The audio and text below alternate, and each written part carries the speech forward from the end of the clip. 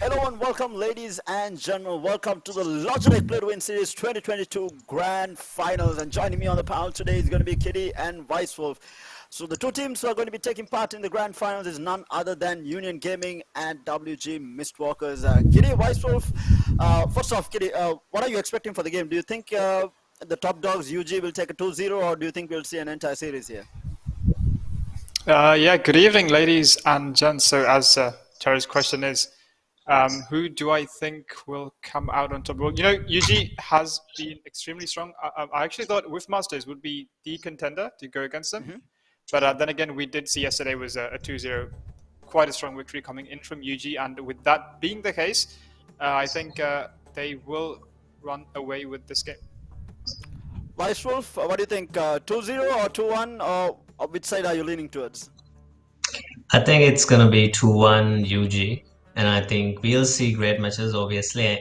I have a little bit of hope, I might be proven wrong, but I still think UG takes the win here.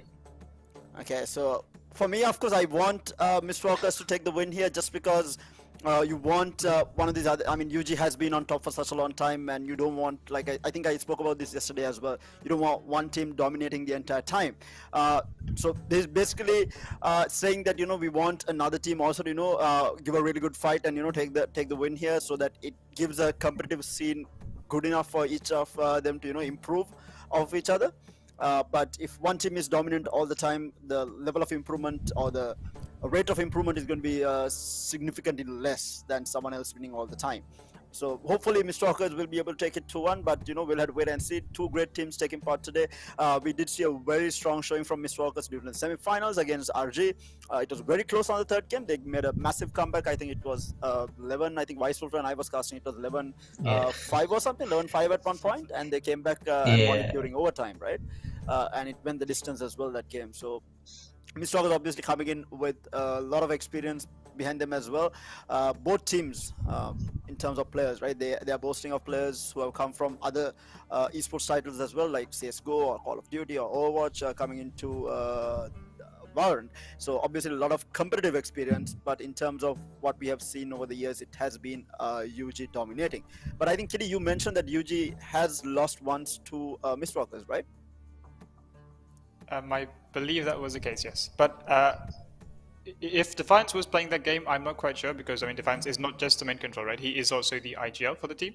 Mm-hmm. Yeah. So that is a loss, and I believe Defiance was not in that game. But okay, I might be wrong. But even though I think it's going to be a close game. Indeed, and yeah, obviously not having your IGL is a massive hit on the team if you are playing and if you don't have someone controlling the entire team. I mean, strangely enough, he is the controller for the team as well, and he is the one who is controlling the playstyle of the team. But yeah, if you don't have a IGL within the team, it is really hard in a game like Valorant if the team is not in sync in terms of decisions that you're making. So maybe the tables will turn today. We'll have to wait and see what type of fight that Mistwalkers will be giving out, and whether Mistwalkers will be able to come out on top. But while we do wait for the game to start, we'll take a look at the two rosters here for the grand finals. Let's have a look at UG as well as Mistwalkers and who is going to be playing today. So on the side of Mistwalkers, we have Vision, Tipsy, Castiel, Athena, Phantom, and Kapumba playing today. And I think it was Athena, Kapumba, Castiel, and Vision is, I think, Genshin in game, and I think it was Tipsy who was in the roster. I think we didn't see Phantom. I'm not entirely sure, don't quote me on this, but I think because the in-game names are a little bit different from what their actual in-game name is, so I'm assuming that's the 5-man roster that's going to be playing today, and Phantom being their substitute. So there you have it, guys. That's Mistwalkers, our first grand finalist for today. Let's have a look at UG as well. 5 players that we have known for a really long time: Scrim, Benji, Roach, Defiance, and Chroms. Of course, this is not the OG UG team. We have Chroms and Scrim joining in from WG New Order, which was another team that was really good and very dominant. And among the top 2 teams, it was a fight between Union Gaming and New Order during that time. And we did see them go head-to-head during the Logitech Play to Win series as well. but they have combined their strengths and made this, all-round OP roster, as people call it. So we'll have to wait and see whether they can stay strong with the new composition, with their new roster, whether the sync will be good enough to take the fight to Mistwalkers. But definitely some notable names in there. And another mention is that we have seen some of these players switching out their duelist. We haven't seen the likes of Jet too much. I think Jet is not like, I mean, if you take any map on Valorant, right, you see Jet like being a standard pick because that's your operator pickup. But with Chamber coming in and with changes being done to Jet, we haven't seen him as much. We have seen the likes of Yoru, we have seen the likes of Neon coming into play. What are your thoughts? Do you still think Jet is the most viable duelist out there, or do you think with the changes, the right way to go is, on certain maps to play other agents as well? Well, I mean, this was also like more or less the question that you asked yesterday, right? Because why do you want to have both the Jet and the Chamber on the same team? When it comes to having the potential to play an op. So with that being the case, like when you do have a Chamber, it makes more sense to not go with the Jet, but rather have a different duelist for the side. Because this was something you mentioned yesterday when I believe it was it Funny Monkey, or was it from the side of the Riftmasters when they did not play the Jet the second game, rather they decided to play the Reyna instead. So when you have the ability to bring in those different kinds of utility and not just rely on the dash and the entries of the Jet, I think there's a lot of different play styles that you can accompany, and we did see the Neons coming into play, the Yorus, and with the new utility coming in, I think there's a lot of potential for different plays for us to see, and even in this final game. Vice's thoughts? Do you think we will see the likes of Neon coming into play, maybe like Yoru as well? I mean, it's always entertaining to see these unorthodox duelists coming into the fight. What do you think? Definitely, especially in Mistwalker's side, I think we didn't see Athena a single time on Jet on that best of 3 series semifinals. So especially we've seen even UG use Athena sometimes, but not Athena, sorry, Neon sometimes, and I think Neon is a great addition to the team, and especially now with the nerf, I think we might see less Jet and more of other duelists. Maybe a Euro. Yeah. Maybe a Yoru. I mean, always entertaining, especially Yoru, right? I mean, Neon is a lot of fun to play, but Yoru is one of these, crazy agents. You have a lot of fake TPs. I mean, it is always entertaining to watch Yoru. And with that, I think we do have a technical difficulty with one of the players. Hopefully, he will be able to get back in shortly. But while we do wait, I need to give a massive shout out to Logitech. I mean, these guys have been amazing. I cannot stress this enough, because the amount of work that they have done for the Valorant community in Sri Lanka has been absolutely insane. These guys have been having tournaments every quarter, giving the platform for these players to showcase their skills, especially the newer teams. The bigger teams, obviously, they will come out, whatever tournament there is, they are going to be on top, battling it out for that #1 place. But with the format that Logitech has brought in here, the Division A, Division B format, where, teams that are starting out, they have that opportunity of battling out against teams of the same caliber and improving themselves, and just having basically a staircase that they can climb, rather than just being thrown into the deep end right off the bat, because that's normally how majority of the tournaments work. You have one schedule where you might even your first game might even be against UG, and for a new team that is coming into the scene, it's going to be scary going up against the likes of UG or Mistwalkers. You don't want that to happen. You want to work your way towards that, but not right off the bat go and play against UG. So the format that Logitech has brought in is absolutely amazing, and of course 130,000 rupees in prize money across the divisions as well, because there is prize money for Division B as well as Division A. So even the players who are playing in Division B, they are fighting for something. It's not just playing for a win or anything like that. They are fighting for prize money here. So it's amazing stuff from Logitech. And for those of you at home, if you're in the market for some new peripherals, you know that Logitech is the way to go. And like you see on screen right now, Kitty and myself both are on Logitech headsets, as well as I think all three of us are on Logitech mice as well, if I'm not mistaken. I think Vice Wolf is on a G502. I'm on a G502 as well. Absolutely amazing for FPS. Obviously, they have a lot of stuff with the G502. They have other iterations of their mice, but for me, the G502 has been the bread and butter. And I think even for Logitech themselves, this has been one of their best-selling mice any FPS gamer that you would speak to would have definitely played on this mice and would have nothing but good things to say about it. So do check it out. And in terms of keyboards, I think I mentioned this yesterday as well. They're the only people or the only brand that does high quality, low profile mechanical keyboards. And for a brand to be able to cater to a very niche market like that is absolutely amazing, because I'm part of the niche market. I cannot play on high profile keyboards. So absolutely amazing from Logitech, the fact that they have come up with a keyboard to address that niche market in the community as well. And then when it comes to controllers and stuff like Flight Simulator or F1, they do have their own steering wheels, gear shifters, Flight Simulator controls. It's absolutely amazing what Logitech has been doing with their peripherals, and these are high quality devices as well. So if you're in the market, make sure to check it out and pick up something that you might like. But with that, Kitty, let's discuss about what maps we are going to be seeing. What maps do you think will be banned? What will we be seeing today in terms of map pickups? Well, yeah, this is going to be a tough one, I would say, because, well, I mean, we know that UG is quite strong when it comes to maps like Split, and yesterday, I believe the games that we saw were in Icebox, if I'm not mistaken, and the first map was Haven. I mean, whatever map they play, they do bring the aggression into the table, but I'm not quite sure which maps I think it was Mistwalkers played on. If you could enlighten me. I think we saw Fracture coming in. Yeah, Mistwalkers was on Fracture, Split was the decider, and I think there was... First map was Ascent. Ascent, yeah. There you go. That was Mistwalkers pickup, by the way. Ascent was the Mistwalkers pickup. Yeah, but now, mind you, the last time we saw Fracture, right? When UG played, I believe it was a 13-0. Yeah. I mean, I can't distinctly remember that game. So with that being the case, if Mistwalkers do want to try their luck in a map like Fracture again, I think we would have to see. But I think Breeze is quite strong for a team like Mistwalkers. So we might be seeing Breeze coming in. And if it does go to Split, I will be really happy to see a split game between these two teams. But yeah, the third map, I don't know. What do you guys think? Weisswolf, what are your thoughts? I think Mistwalkers would go Ascent as their map pick. We saw amazing, sets, retake sets coming in from them. And UG, I mean, they're beasts on every map, but I would expect a Fracture to come in, because Mistwalkers, they do fall out sometimes, give their opponent an advantage.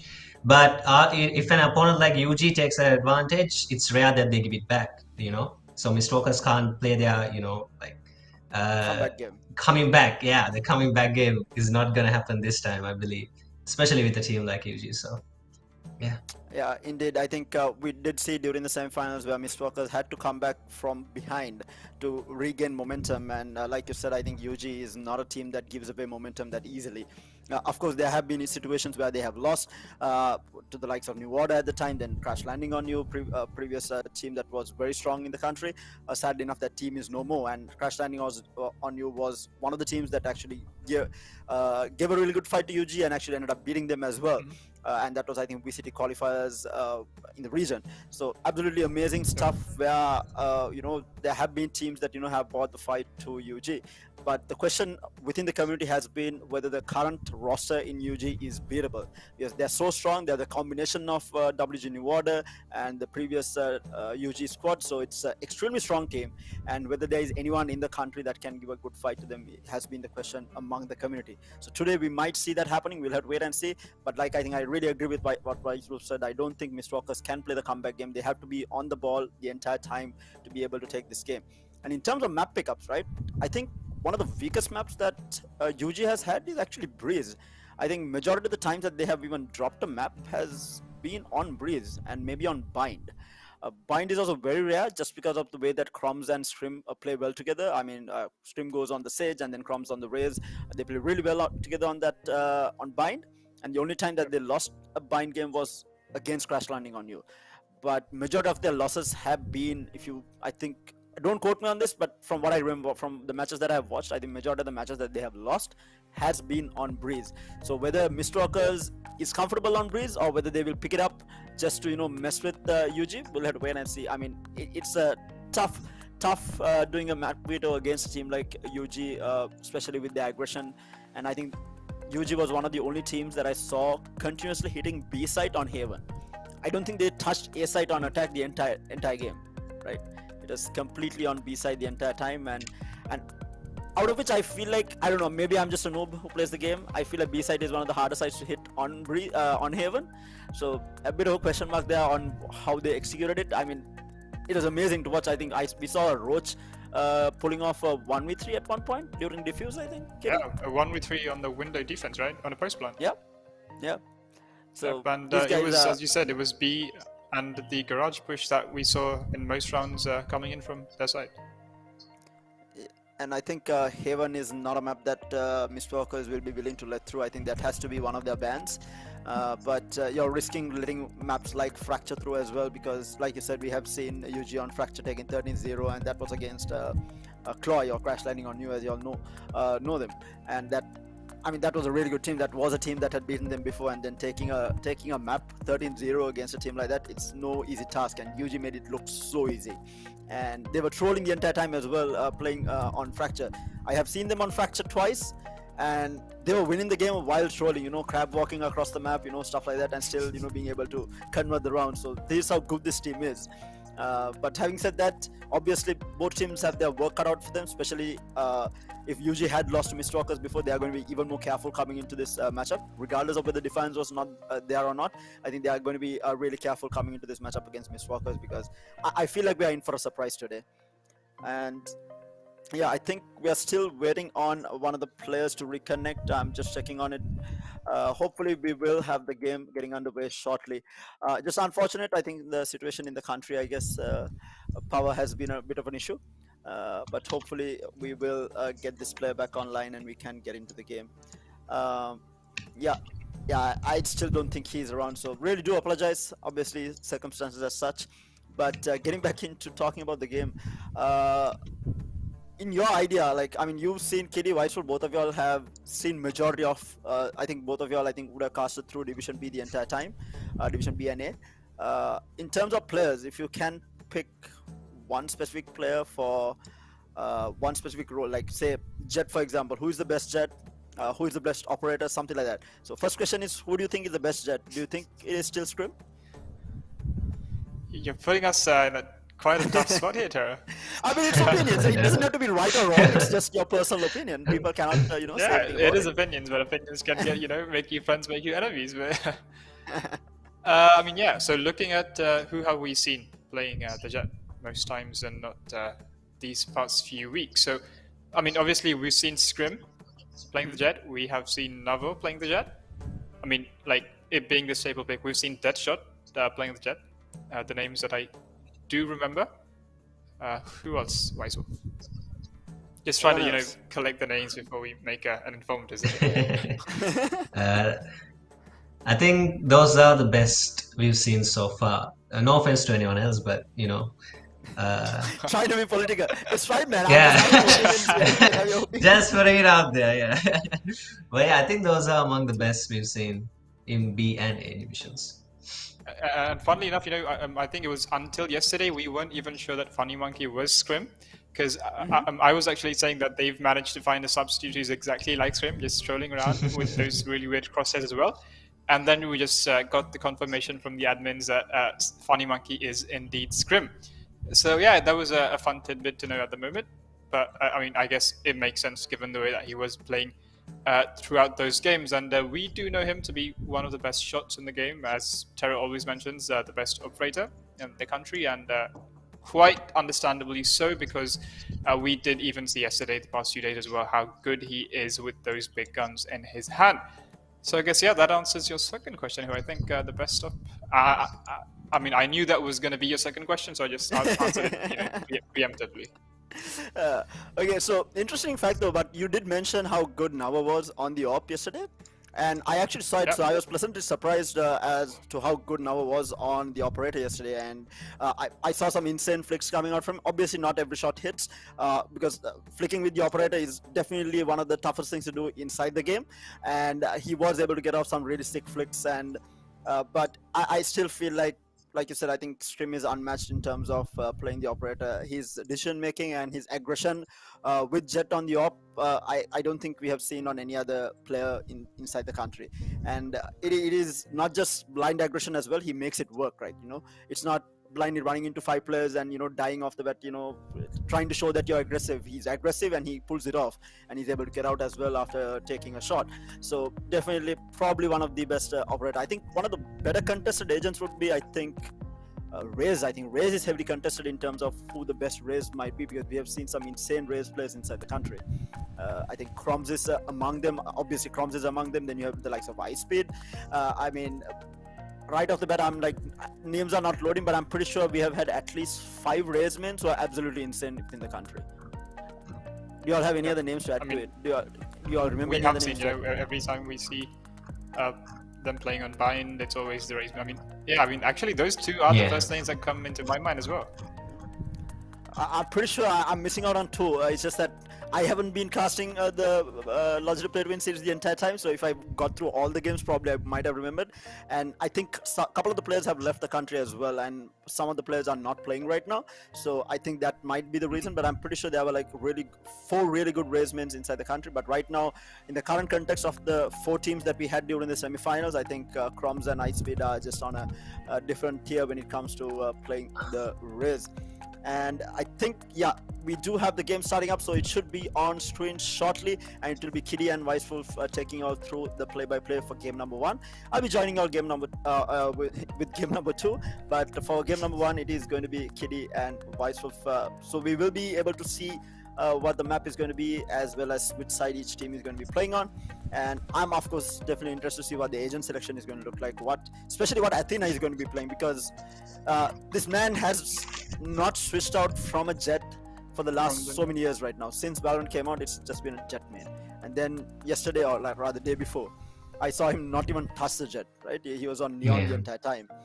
And definitely going to be interesting to see whether he's going to be sticking with that or going back to his roots and picking up the Jet against UG, and what's going to be his comfort going into this matchup as well. Definitely going to be an interesting one looking at the agent selection. Why do you think Omen hasn't been picked though? That's another question I have been having. Defiance was an Omen main, and I haven't seen Defiance on Omen too much. We have seen it on Viper, I think majority of the time. And Brimstone. I actually think we have seen them playing the likes of Omen when Viper was not in play. I think in Haven, they played Haven, right? Oh, yeah. the Omen. Yeah.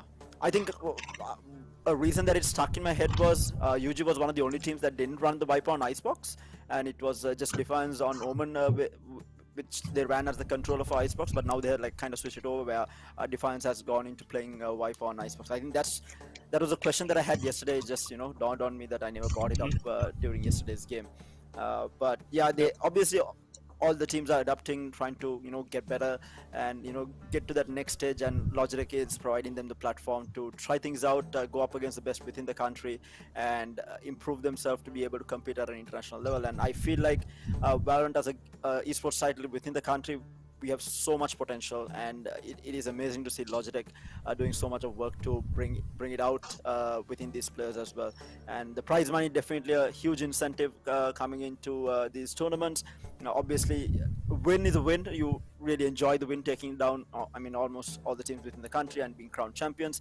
But that prize money is what makes it that extra worthwhileness, worthiness comes out of it with the prize money. And Logitech has not disappointed this time around as well, having given 130,000 rupees in prize money across the 2 divisions as well. And I think I think the game should be starting shortly, and we will be having it on screen as well. But while we do wait, again, a massive shout out to Logitech, right? And if you're in the market for some new peripherals, make sure to check it out. I mean, we are using, y'all can see it on screen, we are using both me and Kitty at least are using Logitech right now as headsets, and I think Weisswolf has the G502 like myself, and they are absolutely amazing peripherals. And I have been a fan since I started using it a couple of years back, I think back in 2019 or 18 if I'm not mistaken. But yeah, been a huge fan of their products, so do check it out. In terms of if you are in the market for some new peripherals, they will have you covered in terms of whatever you need. And even speakers, right? Speakers is not something that gamers would normally go for, but the Logitech speakers, I have tried them out, is absolutely amazing. One of my friends got it a couple of months back. I tried them out. holy moly, in terms of speakers, the quality as well as the outlook of it, right? Because as gamers, the aesthetics are something that is super important. I think that's one of the reasons that a lot of the gamers go for all the RGB lighting and everything that goes wrong. You want your color setting to match your entire setup, and Logitech does not disappoint with their speaker lineup as well, which does have RGB lighting and a very very nice design on them as well. And so do check it out for sure if you are in the market for some new peripherals. I'm not sure what the delay is with the game. I think the players are still having a little bit of difficulties. Again, I do apologize for anyone who is watching from home, but for anyone who is joining in right now, you are joining us for the grand finals of the Logitech Play to Win Series 2022. Not the first, and won't. The first, but won't be the last for the Logitech Play to Win series within the year. We will be having more and more action-packed gaming coming your way from the Logitech Play to Win series, and not just in terms of Valorant. I think they do have other titles coming up for the community at large as well. So do stay tuned in with, of course, the Gamer.LK Facebook fan page to keep up to date with what is happening in the esports community. They have been doing an amazing job for, I don't know, I remember saying 10 years, 11 years. I have lost count on how long Gamer.LK has been around at this point. It feels like they've been around forever, developing the community and doing wonders for everyone who is around, who wants to be a part of esports, including not just the players, including casters, referees, the production, everything included. They've been creating a platform for anyone who is interested in esports to get on board and work towards what they love to do, and that has been absolutely amazing. Yeah, I think we do have a couple of more minutes before we get into the game. Let's go back to the map selection, right? I think, yeah, Okay. we do, as I said, we do go into, it's a split. So I'm going to leave the two of you to it. Hope we'll have an enjoyable game. Over to you guys. Yes, indeed, Terrace. See you soon. So, Wisewolf, it's going to be you and me to cast the first map. And right off the bat, it's going to be split, a map that we said that Union Gaming is quite strong at. This is, I mean, I would say this is maybe their strongest map because we've yet to see them lose on this. And so, what do you think we will see in terms of agent selection? I'm interested to see if Athena is going for the what is it, the neon play, and Yeah. yeah, because he hadn't picked up any other agent. But in this map, I feel like the Raze is more viable than the neon. We can see obviously Chromes and Roach going in for that play, and no, this time no neon coming in from. Yeah, I mean, we were mentioning that Phantom has not been playing till now, but it's going to be Athena who's going to be substituted with Phantom for this match. So we might see Athena playing the next game because, maybe in map number 2 he might make an appearance. But for now, it's going to be Vision on the Raze, and it's looking more or less the same. It's going to be the Cypher versus the Killjoy, always a point of contention between every single team, but it's going to be the Omen coming in from both sides, and the double duelist lineup coming in from the side of UG instead of having either a Sky or a Sova. So there's not going to be any initiators for their side, but I mean, it is quite an aggressive team. They rely on their duelists to, just get the info. I mean, they do have the Cypher Cam to work off it as well. But apart from that, it's going to be quite a balanced side, and Mistwalker is starting off on the defense. So you mentioned, right, that they would need to be in front, because if they do fall back, it's going to be really hard for them to crawl their way back to the top. Yeah, because Mistwalkers is a solid team, I feel like. Obviously, we know that, but their mental game is also strong. And but the thing is, it doesn't matter if their mental game is strong. If they are down, let's say 1-4, as they've been before many of the previous games, I don't think UG will let them come back up. They would change their tactics. Unlike other teams, they've been playing this game for a long time. These players are in the top of the country right now. So yeah, and Mistwalkers, I would love to see them win a pistol round, because they have lost, I think, 4 pistols consecutively in the semifinals. So pistol round would be huge for them. So yeah. And since we do have a few more seconds, because I think once again we face a technical difficulty, in terms of the Cypher, the Killjoy, what do you think? In terms, do you think you would rather prefer Cypher or a Killjoy in a map like this? And given the teams that we're seeing, I would. That's really hard to say. I think both of these agents are solid pick for both of the, like even in defense and attack, I would feel it doesn't matter. But I would feel comfortable with the Cypher, with the setups that the Cypher has, allowing you to rotate, disabling the lurks, and the camera always is better. And I personally like Cypher as an agent better than Killjoy, so I might be a little biased there. But yeah, I think the Cypher is a better pick. Yeah. And So we hello, do Tara, once again. have, We yeah, are greeted with you.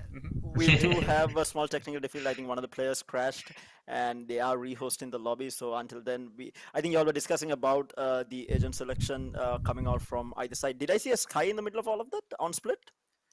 I think, yeah. Yes, you did. You saw Sky coming in from the side of it was Mistwalkers.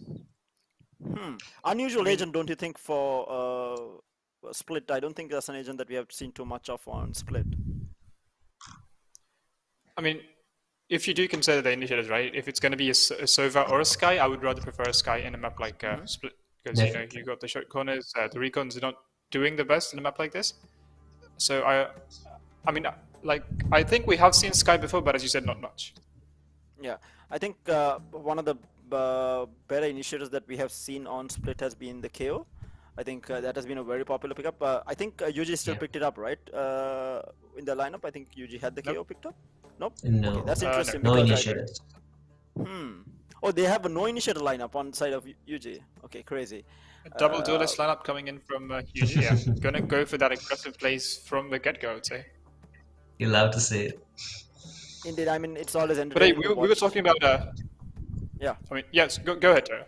No, go ahead. What were y'all? I think. Yeah, I like to think. Yeah, I mean, we were saying, we were talking about the differences, right, between Cypher and Killjoy, and even Weiself was saying that he thinks that Cypher is best, and I would agree with him, because I mean, given how explosive a team like UG is, like I think maybe the Tripwires would actually might be able to rubber band them backwards rather than just rushing through those alarm bots that KJ can set up. But I guess it depends on how your enemies play and what you prefer having. But I think, yeah, it's going to be interesting to see how the KJ is just going to be in this entire mix. Yeah, I think that's a very interesting point, because I think like once you mention it, I'm like I would have preferred the KJ, but then when you mention the reasoning behind it, I'm like, yeah, I think Cypher actually might be a lot better against a team like UG that just runs in and creates havoc the entire time, and those tripwires and traps are going to be vital to hold back the aggression coming out from a side like UG. Interesting thing, I think I saw Defiance still picking up the Omen, right? I think there was an open pickup on Defiance. So this is something really interesting. I don't know whether you remember, every time UG plays on Split, they have some insane setup, like set plays with Defiance's Paranoia, right? It's most of the time used at mid. They have some very specific set plays, and I think hopefully we will get to see it, because it's always lovely to watch team coming into sync and playing off of each other. But with their new roster, with the UG's new roster, they have been playing together for a couple of months now. I think at least 6-7 months. I think they've been playing together now. Whether they have worked out the kinks and all to pull off set plays like that is going to be we'll have to wait and see how it will work out, because it's always lovely to see a team bringing out set plays and making things work. And even for Mistwalkers, I think we saw during I think Weiswolf and I saw during semifinals, where they had some really interesting set plays and different types of strategies as well, where there was one situation where they were running down mid on defense, where all 5 players just battled down mid at one point and just completely destroyed RG, because RG was caught off guard. You don't expect 5 players to be pushing you through mid on defense, or like you're leaving both sides open and then just like battering down mid all of a sudden, and you're like, what is happening? So they have some interesting plays coming out from Mistwalkers as well. And mind you, Split has been a very strong map for a couple of teams. I think people who have dominated on this map has been WG New Order, and that has been because of Strim and Crumbs, how they play the map. And now they are in UG, so UG is going to be also another favorite on this map. And as I say that, I think these guys, Mistwalkers as well as Whiffmasters, are also very, very comfortable on Split. So it's going to be definitely going to be an interesting one. So hopefully we will have the game starting back up, guys. So over to you. Yes, indeed. Thank you, Joe. So we did see the agents being locked in before, so it should be the exact same agents this time around as well. I mean, what I would have liked to see amongst all this, okay, actually, Athena will be coming back into the game. Phantom was the one who had faced a technical difficulty, so he will get subbed by Athena instead. So there's going to be this change in agents coming in initially. So we did see the Sky coming in last time around, but now it's going to be a double duelist lineup coming in from either side. Athena sticking to the Neon that we've seen time and time again coming in from him. To start things off, UG with the attack, focusing on mid to start the game off. Ooh, Chrome's with the... That's going to be Chrome's. Yeah. Making his way into ropes already. There's going to be a lot of space gained here from the side of UG. Already have mid, already have ropes, and should be making their way into B Haven as well, but the Nanoswarm will hold them off for a few more seconds. Now, what I wanted to say was it would have been interesting to see a Breach coming in, because we know how strong Breach is, but as I say that, Athena good for the first kill, immediately refragged by Scrim, and Scrim, one shot there, good for a second kill already, making it a 4v3, and a Roach through the smoke, just pre-firing it, will take down Genji. It will be 4v2 in favor of Union Gaming, and it's going to be Roach full healed to 150 HP as well. Should spot the Omen. Yes, he does. Good for a second. And Roach with the third kill, taking down Castiel. A quick round coming in from the side of Union Gaming to start the game off. Yeah, immediately. We usually see teams in pistol round usually going for those side pushers, not the mid push. But this time, an explosive push coming in from UG, and yeah, this shot from Scream was insane up onto Athena. The 360 headshot, you love to see it. And Roach immediately. And you did mention that Mistwalkers has yet to win a pistol round, I believe. Yeah. Does not look like their lucky day here, and once again Crumbs, the judge in hand, will start things off with a bang. It's going to be Genshi taken down once again, and already Crumbs making his way into ropes. But it's going to be actually a two-man flank coming in from the side of Union Gaming. Athena and the Sage wrapping their way around. Should be coming from mid, or rather try to come from mid, but by that time it might be too late of a flank. They should meet Benjay here inside of the mid. And there you go, Benjay, the ghost in hand, good for both of those kills, and already a 5v2. One enemy remaining. There we go. And even in those all pistol rounds they've lost, they haven't converted. We've seen UG convert pistols. I mean, the second round, even if they lose the pistols. But in the side of Mistalkers, I don't think I've ever seen them convert in this tournament, at least. Not convert, I mean, win after the pistol losing. Same round. Yeah. And there you go, Benji just lining those two plays up to get those two kills as well. And hey, it's going to be the rifles now in the hands of Mistwalkers as we head on into round number 3. But this is what I was telling you about. I mean, they do have the Sage.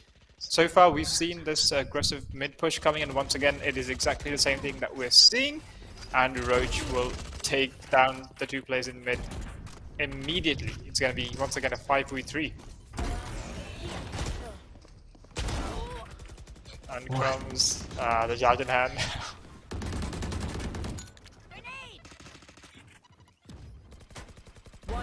It's going to be a 4v2. Crumbs, the paint shells connect with Athena. It's going to be a 4v1, and it's going to be, I believe, the Omen. Yeah, it's going to be him also taken down.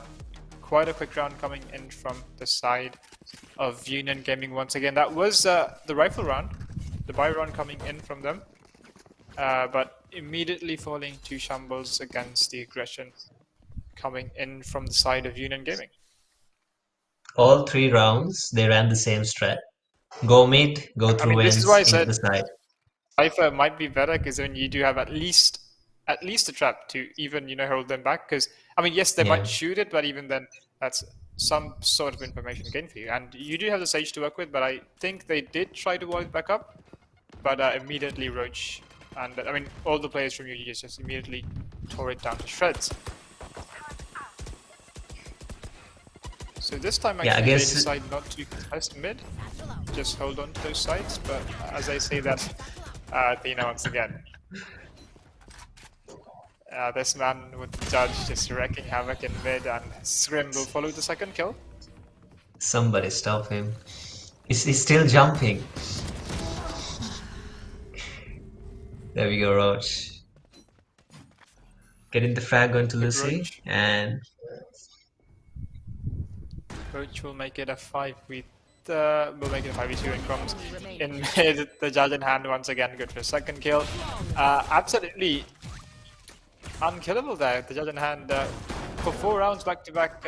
I think yet a player is to die from the side of UG. I think most of the rounds were flawless so far. yeah. Might But be this wrong, is but hey, yeah. this is Mistwalker's style though. I've seen them go 0-4 and then just come back out of nowhere. So they lose the pistol, lose the buy round, then they win the next rounds. That's what usually happens. So let's see if UG allows them to win this round, because I think this is a full buy round coming in from the side of Mistwalkers. Okay. I mean, so far, like, I would have thought that since they've lost 4 rounds just contesting mid, they might leave it be, try to hold on to the sides, but now it's going to be an A push coming in. Crumbs once again. The judge in hand settles all the way towards heaven, and it's going to be Athena, first person to die yet again. That's the judge he Seal was bought good on for the one. second round. Spike planted. Yep, the judge he bought in the second round carried all the way into the fourth and still in his hands. And it's going to be, as the res comes in, it's going to be a 5v3, but it's going to be Phantom getting that kill. But no Crumbs and Roach. Finally, Crumbs gets taken down. And yeah, they didn't convert that round either. And these rounds are, Yep. mind you, flying by so quickly. Yes, indeed they are. I mean, the aggression coming in from UG is hard to meet at, you know, the best of days. But it looks like just an off map for Mistalkers to start the game off. Because, I mean, as you said, right, we've seen them coming back from a 4-0. I mean, as soon as you get into the rhythm, you start getting the rounds, the momentum starts building. But UG just looking like an absolute beast. Okay, but look, here we go. It's going to be an aggressive mid push coming in from the side of Mistalkers to try and hold these attackers at bay. The pain shield's coming in, and once again, Strim will start things off. Good for one, and Roach with a quick second. And it's going to be Genshi that's stuck in the corner. Good for one, but Crumbs once again, a judge in hand, will get the refrag, and Roach sees the head of Tipsy Daddy, and once again, a 4v1. Bot coming back. I like the idea though. This is what they did when it went to overtime. Last time they played Mistwalkers split, and it worked actually. But against a team like UG, of course they're gonna kind of a whiff, but at the better gun. Of course they're gonna contest middle. You know, if they get that space, they want to take the space back. So they immediately did after the Sage Util fade, after the Raze Util went by. They held back and then hit it as a team, completely wiping out Mistwalkers. Yes, indeed. I mean, you know, coming in from mid, it does give you a lot of options. You can push B heaven, you can push into ropes, making your way to A heaven. And yeah, usually just coming in from mid, getting those spaces, clearing out everything, and just deciding to go left or right. And it's been working out for them so far. The scoreline is 6-0. And it's going to be an op in the hands of Tipsy Daddy to contest a main. But the push coming in once again from Crumbs in mid. The judge in hand through the smoke. But no, Genshi this time. The Phantom in hand will be good for one kill. Scrim immediately with the refrag will take down Castiel. It's going to be a 4v4. And Benjay scratch that will take down another player. Good for one. And Genshi once again going for a 2k. We'll even out the odds this time around. It's going to be a 3-3, but the resurrection in the hands of Mistwalkers should be able to res a player out. And yes, indeed, but no, Scrim once again spots the head of Castiel. Good for one. And Yop in the hands of Tipsy Daddy doing no damage. He turns around. Unfortunate timing, and Roach will take him down. Athena. No. I mean, Athena has been having a lot of amazing plays on the Neon, playing quite aggressively in the past times that we did see him. But this time around, absolutely nothing that he could do. Just the aggression coming in from UG. still a bit too hard to read, I would say. Yeah, and the thing is, they are contesting everything also. Because when UG comes to play in mid, they are not giving that space, fighting it back, and it could work in theory, but with the aggression UG is showing, I think Mistalkers needs to respect that and play the retake game, or something else, because this plan they are doing is clearly not working. Yep, speaking of the retake game, of course, they do have the lockdown to work with, and Chrome's popping the showstopper will take down Castiel, so that's going to be the lockdown just blown to pieces for this round at least. So a 4v2, the spike goes down, it's going to be a tough retake. Coming in from Tipsy Daddy, and it's going to be Crumbs, the first person to meet the judge in hand, will blow his head off. It's yeah, Phantom, good for one. Ooh. He will get a second kill, but he is extremely low in HP. And it's going to be Crumbs and Defiance holding the lines. A tough retake, and indeed Defiance will take the kill. 8-0 is the scoreline. Yeah, there we go, finally. I was wondering when the timeout's gonna come in, because the timeout's good even to, regain some of that mental. Because this has been a one-sided show. It's been like an express train way. Doesn't stop. Indeed, I mean, it is for good reason that we say Split is one of the strongest maps for a side like UG. And they are proving exactly why that is the case. Because, I mean, Mistwalkers is by no means an easy team to beat, because they did make their way into the finals, beating teams like, as you said, Revolutionary Gamers, going head-to-head against the best of the best. And so far, the scoreline being 8-0 just goes to show you how strong a team like Union Gaming is on this map. But as I said, the timeout does come in, trying to break this momentum coming in from the side of Union Gaming. And they do have the showstopper in the hands of Genshi, as well as the lockdown to work with for this round. So might be able to, do a dent in this aggression, or even have a good retake coming in. That is if they do let the players in decide, they do let a retake happen. But we will have to see how they decide to play. But once again, it's going to be an aggressive mid push. No. Oh, I like this smoke. Yep, this time the utility coming in to hold off the aggression from the side of Union Gaming. They started off with the neon stuns, the slow orbs, the smoke, everything coming in, but once again it's going to be Scrim to find the opening pick. Genshi will get taken down, and Crumbs, stud in hand, doing a lot of damage, and Defiance cleaning things up, but Tipsy Daddy finally will take down Crumbs. It's going to be a 4v3. You will not kill my allies. And as I Make say that, the ball comes in. One enemy remaining. 5 indeed, and Roach is tearing them to shreds once again. It's going to be Castiel left alone in a 5v1. Good for one kill. I mean, But this man with the judge just wrecking havoc there. I think the idea was there. Mistalkers, that is a solid idea. Contest middle, fight back with the ability you have. But the thing is, there was 4 players Here. of Union Gaming just spamming and spamming and spamming, using their own util. I think, who was it? Tips Daddy died through the smoke. Athena attacked down to 20 HP. And yeah, that plan didn't work either, so things are looking very dire. 9-0 on the attacking half. Yep, the overdrive comes in, and Athena will finally get the kill on Crumbs. It's going to be a 5v4 finally in favor of Mistwalkers, and Athena good for his second kill as well. He is quite low, but he was good for 2, and Scrim will finally get the refrag. Immediately met by 2 players, but Scrim through the smoke will take down Castiel. And it's going to be Genshi and the Omen pushing 2 judges and specters in hand. Good for a kill, and Defiance will get pushed back as the paint shells and slopes do come in, and Genshi will clean things up. As you said, an explosive meet coming in from the side of Mistwalkers to meet the aggression head on. Yeah, it hasn't been working. for the last 9 rounds, but this time Athena actually, got that multi-frag. And Athena is a player that has that multi-frag potential. This time it shined through with his ultimate going in, stunning players, and taking down 2, I think, members of Union Gaming, essentially allowing his team to fight back.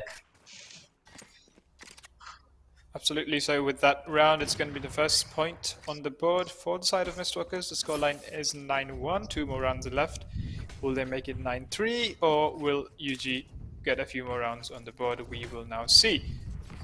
Scrim actually deciding to pick a Marshall, deciding to pick a Stinger by the looks of it. Okay, there you go. Finally, deciding to take the upgrade instead. A bit of a big upgrade there. But hey, yeah, I mean, they do have quite a stable economy to work with for this remaining 2 rounds, so it is in safe hands. And speaking of the ultimates, we are yet to see the lockdown coming in from Castile. Did not have a chance yet. And yeah, 3 ults ready from the side of UG as well.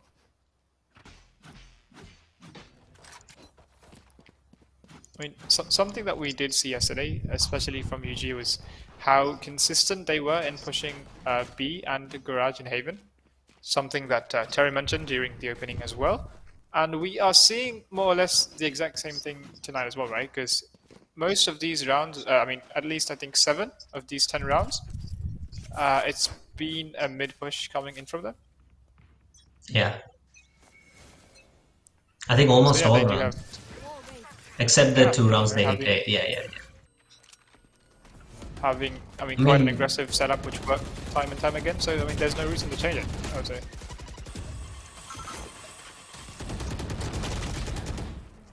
Okay. Finally, Crumb's getting put down. No teammates there to support him, counter-literally preventing the teammates from coming in.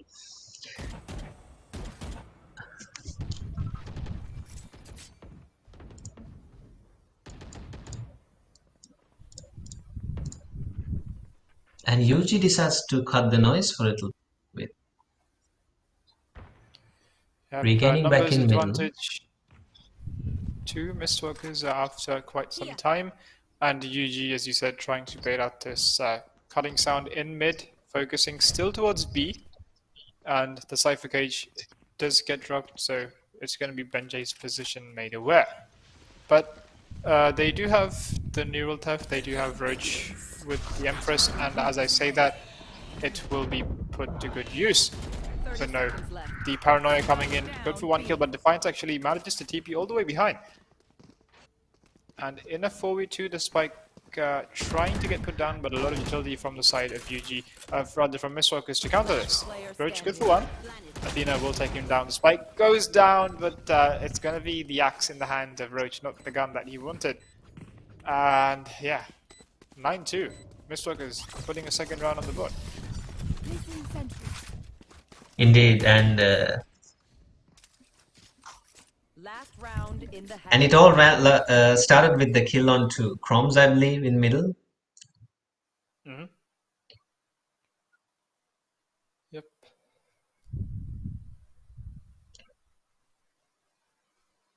There we go. A judge in retaliation, I think, from Tipsy Daddy.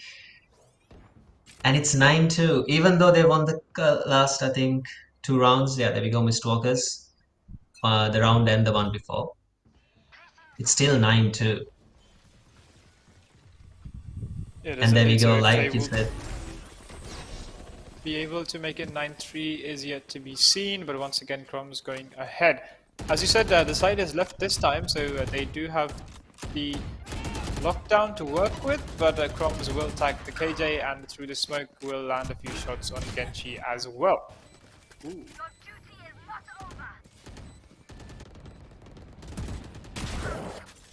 So they do have the lockdown to work with, and there we go, it goes down. A 4v3 with the man advantage to UG. No, it's a 4v4. And Benjay evening out the odds in favor, and Roach good for 1, but Athena going huge, gets 2 kills, and it's going to be Scrim left alone. Sees 1, gets a kill. Athena versus Scrim. But Athena will get the final kill there, and it's going to be 9-3. As Mistwalkers managed to get 3 rounds back to back and might enable the curse. 9-3 curse.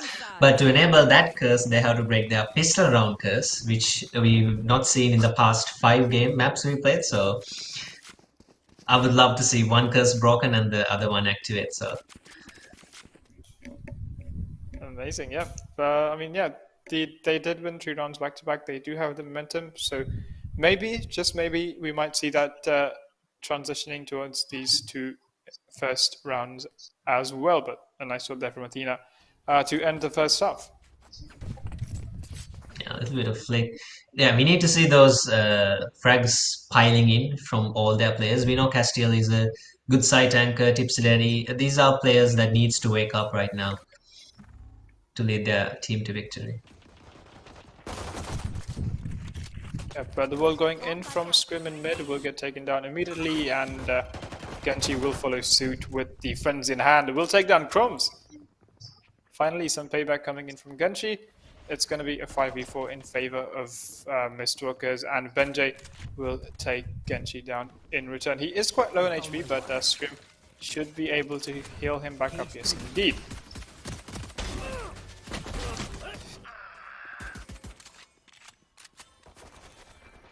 That's 2 huge picks coming in from Benji. The smokes were not there from the side of Mistwalkers, enabling that, and Roach and Screams cleaning things up. Was the smokes in cooldown? I'm not sure. I think the smoke was there, but Benji just pushed through it, right? Oh no, it was not there. No, yeah. Good Okay, slow so, coming in. Maybe there was one smoke in long, but I think they had to use one smoke in mid as well. So maybe it was in cooldown. But yeah, the pistol curse still very much alive. Wise one. Yeah, that's I think 6 in a row or 5, 6. Yeah, that's 6. Man, I would love to see them with the pistol someday, you know. But today is not that day. This map is not. Maybe today, who knows, the next couple of maps we still have remaining. And Crumbs once again the judge in hand. But as the ball comes in and behave, and it's going to be an easy mid hold for the side of Mistwalkers for the time being, and they will make their way towards ropes. And we see, as they do, Mistwalkers are in a full eco, classics to work with. I think only Athena has another pistol. And this should be around in the board for UG. So that will make this 3-11. And if they win the round after that, it's game over for UG. So here comes the mid push. Funny Monkey and Chrome's cleaning things up. Funny Monkey gets his 3rd. And Defiance. Yep, and it's gonna be Castiel left alone, and Defiance will get the final kill. I can't believe I'm still calling him Screams Funny Monkey. I think we called him Funny Monkey for an entire, I think, map without knowing he was Screams. Yeah, like, I think it was in the quarterfinals we didn't know Funny Monkey was Scream. It was only in the semis that we got to know about that. The entire game we were just calling him Funny Monkey. I was like, wow, a talented player. Why haven't I heard of this Funny Monkey before? It turns out it's Screams, yeah. But hey, the scoreline is 11-3 in favor of Union Gaming. And it should be, I think this would be the buy round coming, but no crumbs. Once again, the judge in hand, the absolute menace, will take down Genshi. These two have been going at it at each other time and time again in mid.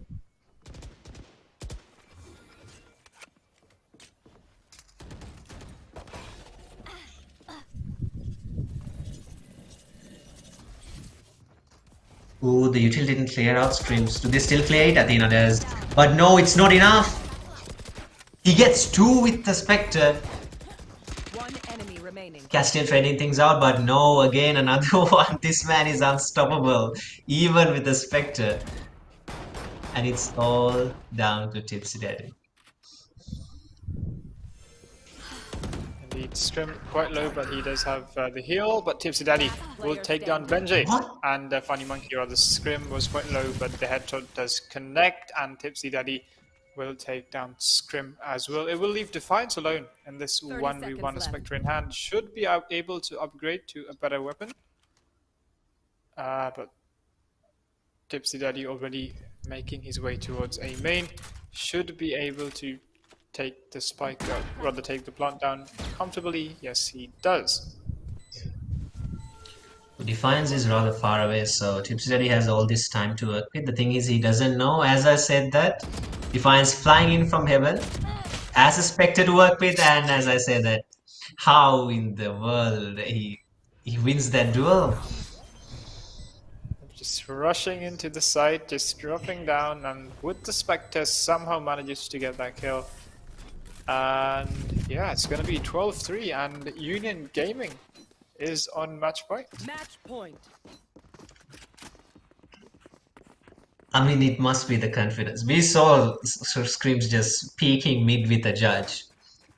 He died, Yep. sure, but but the confidence he had to swing that. I mean, these are two entire different games. These two teams are playing, and we can see that in the scoreboard as well. Screams top in the server, 21-7, even with 10 assists. That's the Sage top fragging. Indeed, and finally we'll bring out the op as well, but it is going to be a broken buy coming in from Mistwalkers for this match point. They did full buy last round, so going to be quite tough. And Scrim with the open hand is going to make a B entry quite tough for them, and Genshi will get pushed back as the satchels, the free fires, everything comes in from Crumbs to keep him at bay.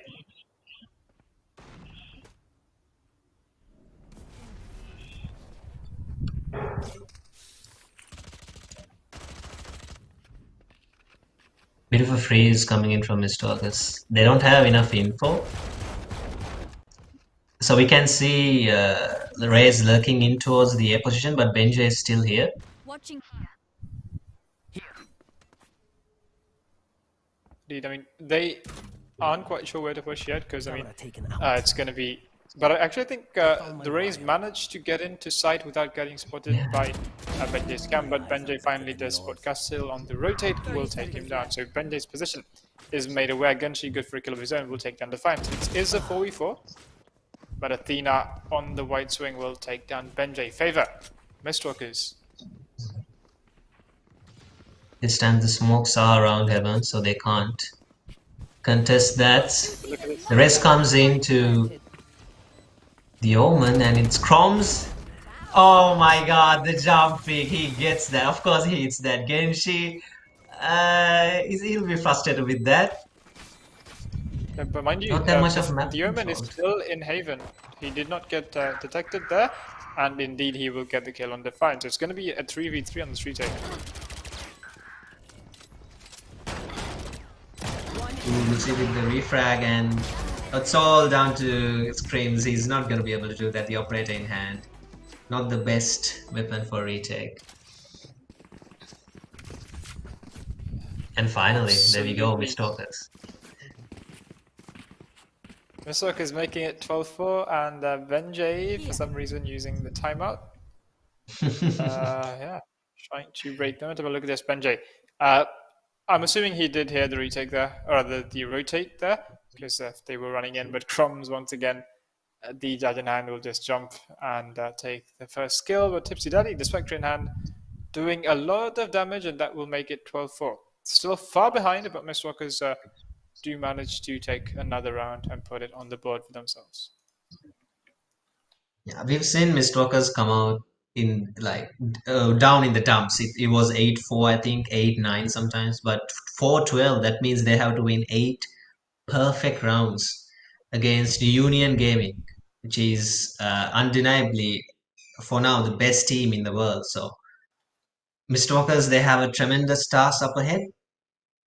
We've seen them do comebacks, and this is the comeback of the tournament if they manage to do it. So.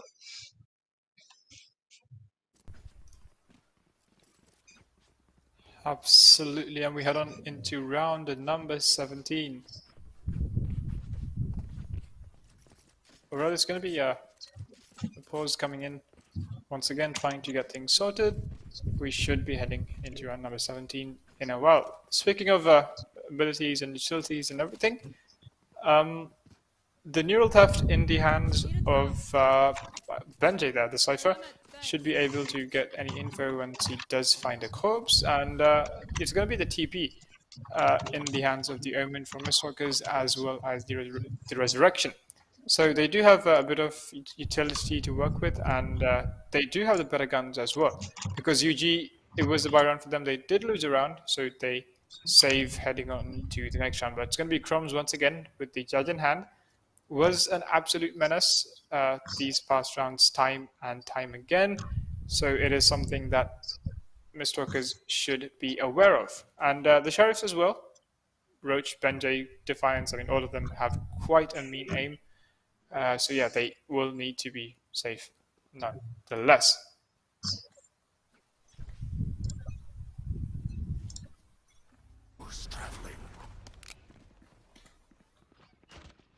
Indeed, again, this mid control, time and time again, both of these teams contesting to it, but the better bike this time in the hands of Mistwalkers. Yeah, but it's going to be both Scrim and Crumbs with a Bucky and a judge in hand just holding the cross in mid. So whatever side they peek, there is a shotgun waiting to shoot them in the face. Just a question of who will get the shot down first. But Scrim will get spotted in mid, and Crumbs with the judge in hand doing a lot of damage on Athena. I think Athena needs to wait for the heal to come back in. Down to 14 HP.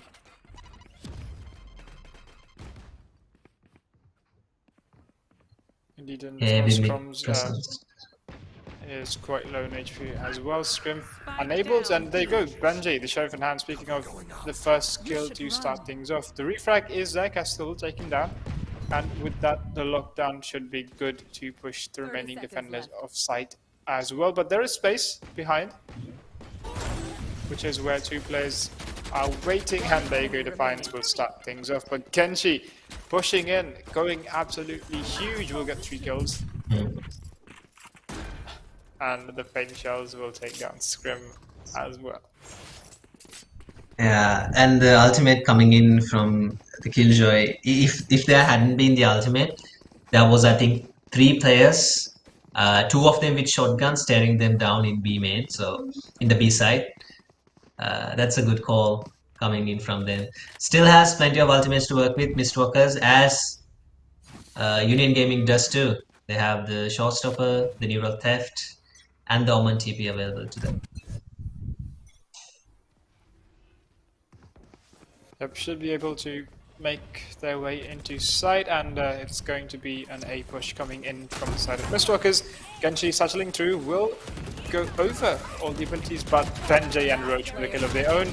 Crumbs, the showstopper, goes huge, will take down 2 players, and in the end, Scrim will clean things up. That's going to be the first map, 5-13 in favor of Union Gaming to start things off.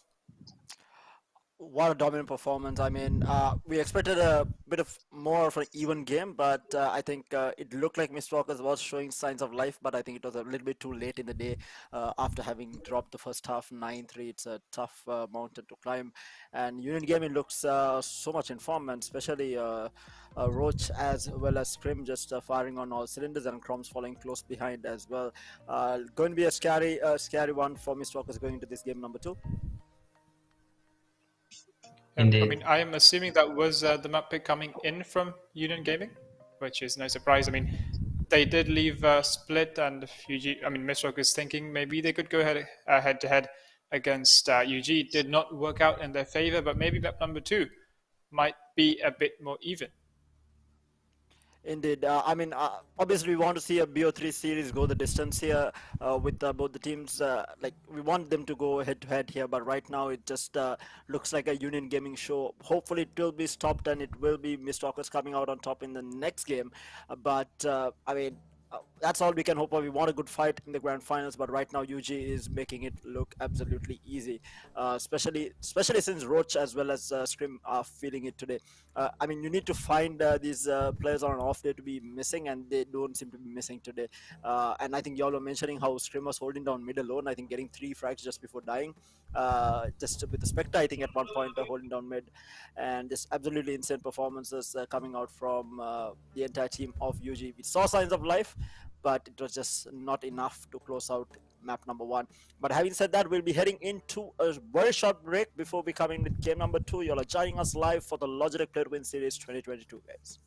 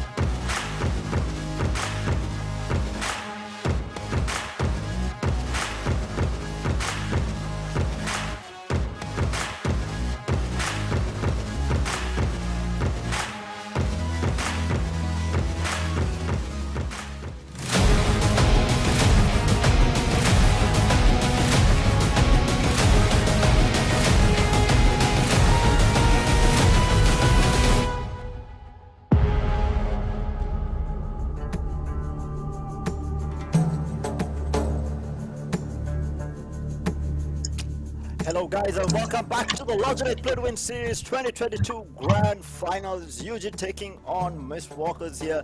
Game number 1 being very dominant from UG, and joining me on the panel like before is going to be Kitty and Vice Wolf. So we are going into the second game, and from what I'm hearing, I think the first map pick was actually Mistwalkers, not UG, because UG is going to be playing on Haven next. Unless Mistwalkers picked up Haven, I don't think they would have picked up Haven against UG. So I'm assuming the first map pick was from Mistwalkers, but I might be wrong. But what are your thoughts going into Haven? I mean, to be honest, in the last map, the only strategy I think we saw from UG was take mid, go Vents, go A, or rush A. That's the only two. We saw one round, I think they went B because they lost a player early. So yeah, just raw firepower. What do you think, Kitty? Do you think yesterday we saw how UG play Heaven, right? As you said, once again, it's either B push or, from garage in towards C. With, I think, maybe one round where they decided to push A.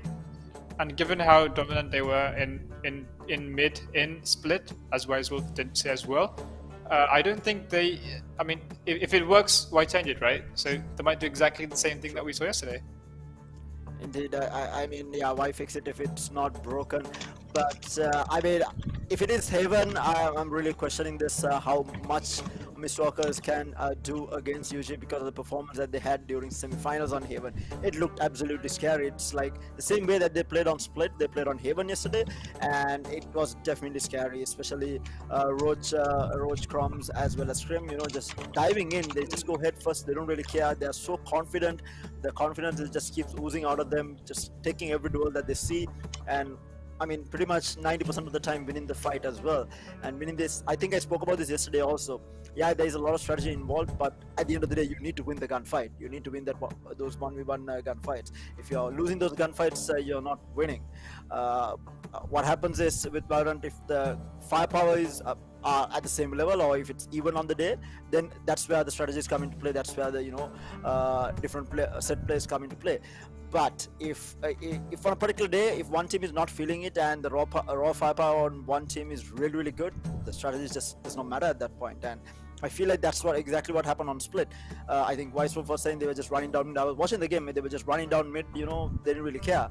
And it was just taking every fight that they went in. No real set plays from UG throughout the entire, play. I think other than just on defense, they were holding mid. Again, these are not like set plays that they're doing. It's just standard, holding down mid. There weren't any set plays or strategies to it. Which was a bit worrying for Mistwalkers, I'm sure, but hopefully they can reset from that game number 1. Obviously, a lot of experience behind these players coming into this matchup, as well as a lot of experience in prior titles as well. So I'm pretty sure these players are able to, forget game number 1, reset completely, and get into game number 2 and not let the first game affect them. So hopefully that will happen. But Vice Wolf, Kitty, what do you think in terms of agent select? What will we be seeing in game number 2 here? If you talk about Mistwalkers, I would like to see Athena again on that Neon. Even if we didn't, see that much of a effect coming in from in Split, but with the Neon, you need those supporting agents. So a Breach might do fine here. We've seen insane set plays coming from them in other maps. So Heaven is a map, for retakes, for things like that. You need that. But as I say that, Tipsy is locking in Breach. So yeah, I think we saw the Breach, right? I think there you go. I think Wolfgang, or rather Mistwalker, Wolfgang is with Mistwalkers. There are teams, especially Athena and Tipsy together. They love running this combination, where Athena is on a very aggressive duelist and Tipsy playing that Breach, setting things up for him. I think they love running it. But how well it will work out against the squad of Union Gaming is yet to be seen. So the main difference will be the Chamber on the side of Mistwalkers and Benji picking up the Cypher in return as a Sentinel. Controllers seem to be both same. Initiators are different, with Roach on the Sova, with Tipsy on the Breach.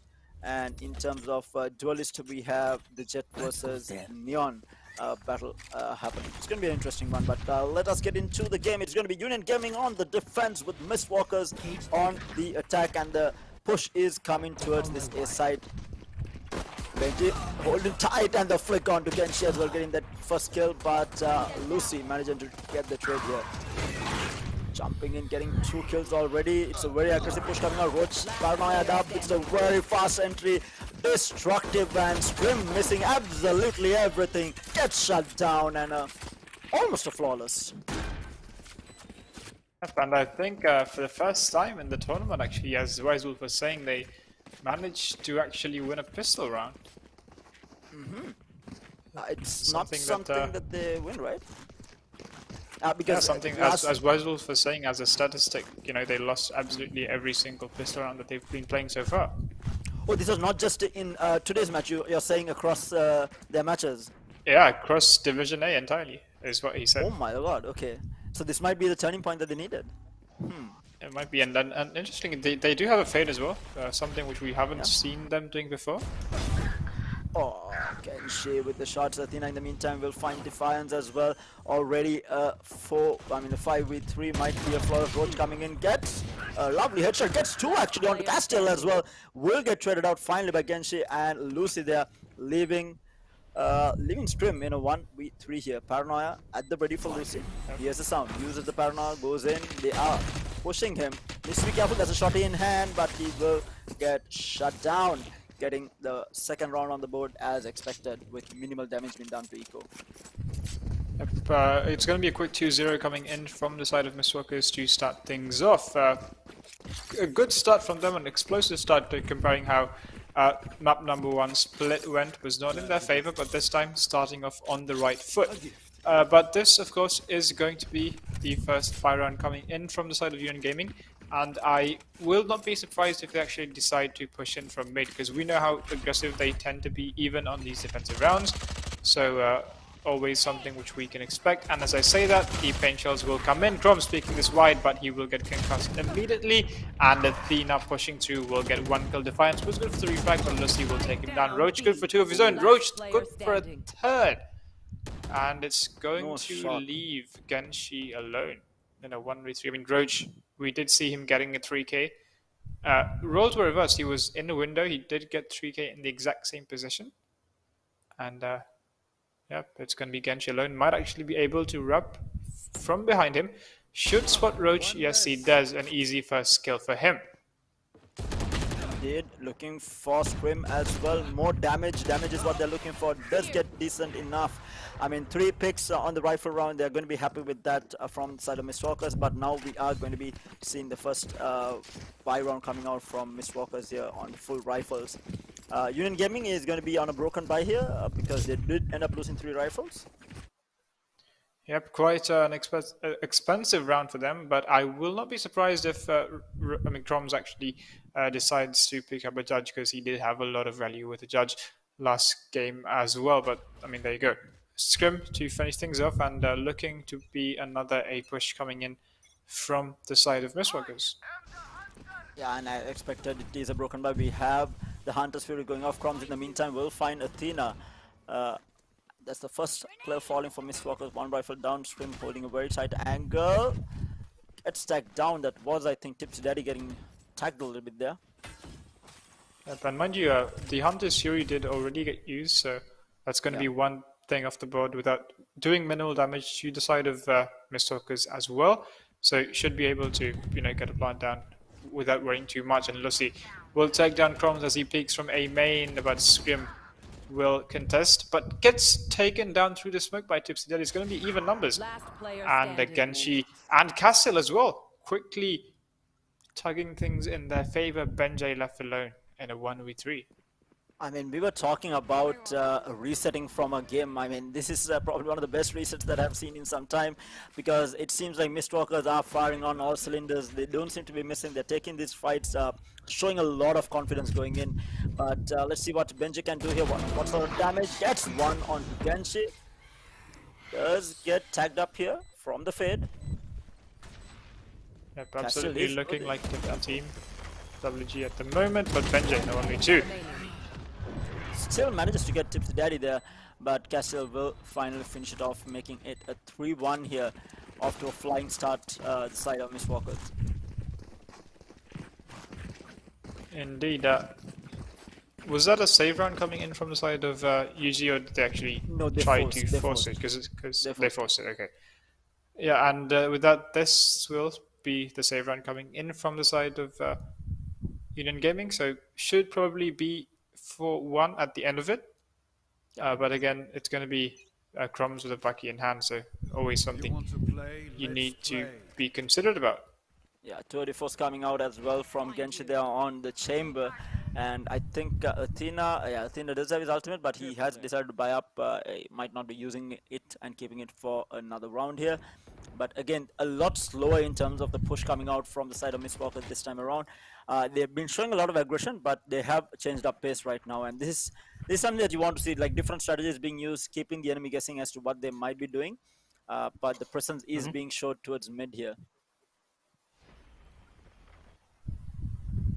Absolutely. I mean, as you said, the previous 4 rounds have been quite aggressive from them, matching UG in aggression and in pace, but this time switching things up, taking it ever so slow. But Scrim does manage to spot one player in mid, does not land any shots, if I'm not mistaken. And for now, looking to aggress outside of A main. 3 players is coming sewers, 2 players coming long, and the smokes will come in from Defiance. They are going to be hitting this. The Rolling Thunder going to be used as well. Athena rushing forward here. Stand up is going to be Defiance. Athena good for the kill onto Crumbs. They still haven't got Defiance. Defiance managed to back off here. And he will get out, but the spike will go down, making it a 4v5 inside the side. For the retake, we'll have to wait and see whether this is possible. Funny Monkey, in the meantime, that is Scrim getting a headshot onto Genshi with his Sheriff here. Mind you, they are on a save on the side of Union Gaming, so they are looking to do as much damage as possible. And Athena whiffs and will get punished for it. Tipsy Daddy for the trade. Defiance deeping into the smoke, will get tagged down heavy. Lucy takes out 1, Lucy takes out 2, and Mist Walkers cleans it up and makes it a 4-1. Kitty, I think we are eating our words here, talking about Heaven. Wasn't this supposed to be absolutely. Union Gaming's map? Yep, I mean, UG was dominant on Mistwalker's map, and Mistwalker is looking to turn the tables and looking to run away with UG's map so far.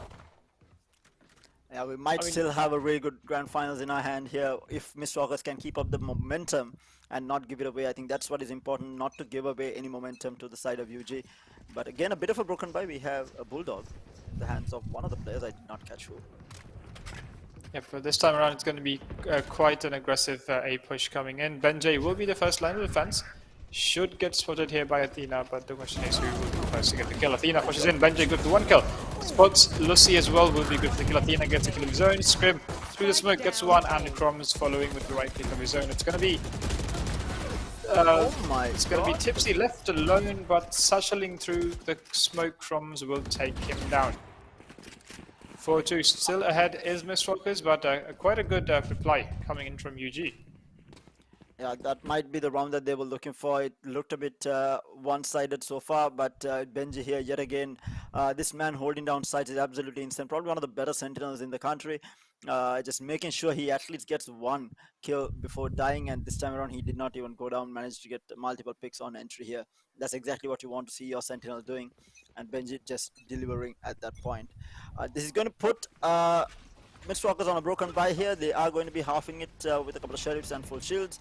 Let's see what they can. Genshi already getting from there. Athena using his ultimate, going in, finds Defiant, will get shut down by Roach. In the meantime, Scrim will find Genshi as well, but they do get the spike plant. Meanwhile, Lucy finds Benji and Tipsy Daddy for the kill onto Roach as well. This is so good coming out from the side of Mistwalker. They were on a very, very broken buy. Scrim in a 1v3 gets stacked down, 92 HP, 33 armor left. He's getting bottled up on 2 different angles, throws out the pistol. As a distraction, 8 bullets left, doesn't look to reload. Okay, finally does manage to reload here.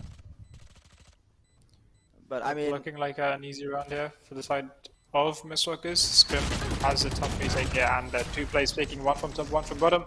And Lucy will get this, will get the kill. It's going to be 5-2 in favor of Mistwalkers. Yeah, and this is very disciplined coming out from Mistwalkers. They knew they had 3 players, but still decided not to give anything away to Scrim there. And Scrim was forced to take the peak there. And like you said, I think 1 from top, 1 from bottom. It's just not an angle that you can fight off as a solo player there. But having said that was yeah.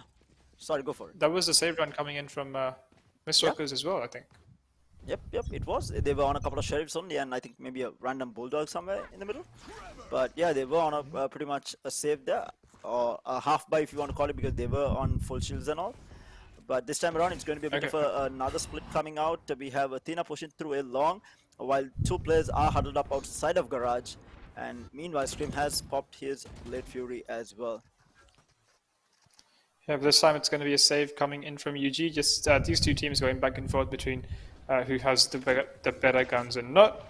But as you said, this time quite a slow round coming in from the side of Mistwalkers, just switching things up, throwing in a bit of pace, or rather a lack of pace.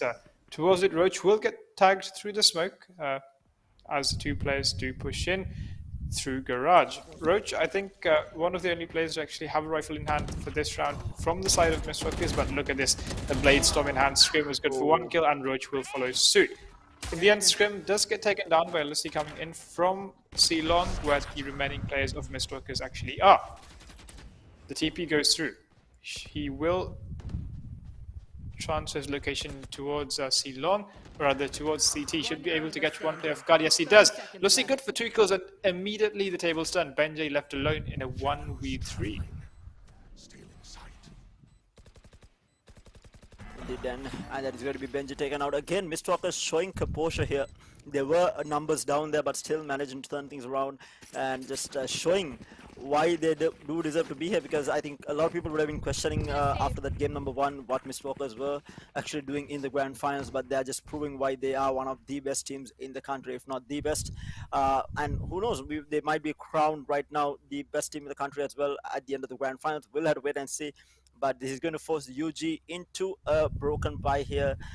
Pretty much a save at this point. A Marshall, Bucky coming out, a couple of sheriffs, and yeah, that's about it. Yet again, it's going to be an aggressive A push to start off round number 9. But there's going to be 3 players from the side of UG, expecting this 3 players inside. Benjay with the Marshall in hand does get tagged, not finding anything yet, and the Nightfall will coming through from the side of Mistwalkers. Drops the Bucky in hand. Destructive, but Roach finding a couple of kills there, and it is going to leave a Scrim in a 1v3, though I did not expect so much to happen, but they did manage to find a couple of players. They managed to actually find 3 there, but it's still Mistwalkers with a very, very dominant first half here, so far at least. 2-7 going into the 10th round. So you look at all of this utility coming in from the side of Mistwalkers there, the Nightfall followed by the Prowlers, the stuns, everything in perfect synchrony, and it was a really tough hold there from the side of UG, and of Mistwalkers just making it 7-2.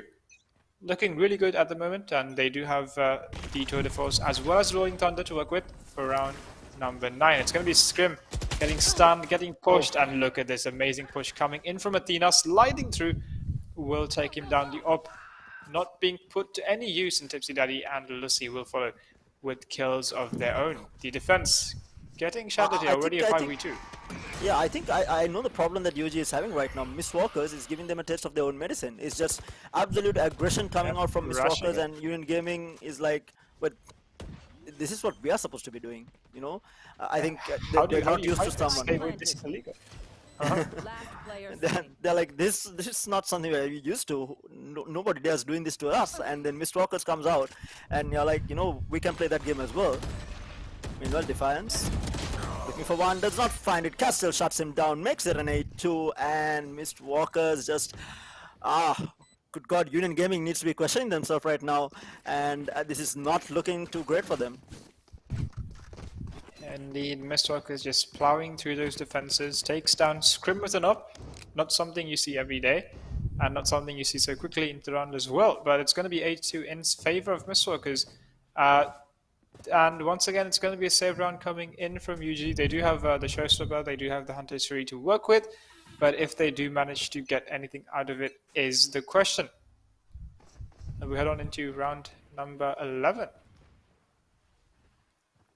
Indeed, and it is going to be a save, so we do have them going in again. Hunter Spirit coming out, meanwhile Athena already finding a pick here onto one, but Roach and Crowns both finding kills here, and good god, Chroms and Defense coming in. Athena Castle gets shut down, leaving Genshi in a 1v3. Peeks out, and that's the Thrifty coming out from Union Gaming, and that's going to give them a lot of confidence.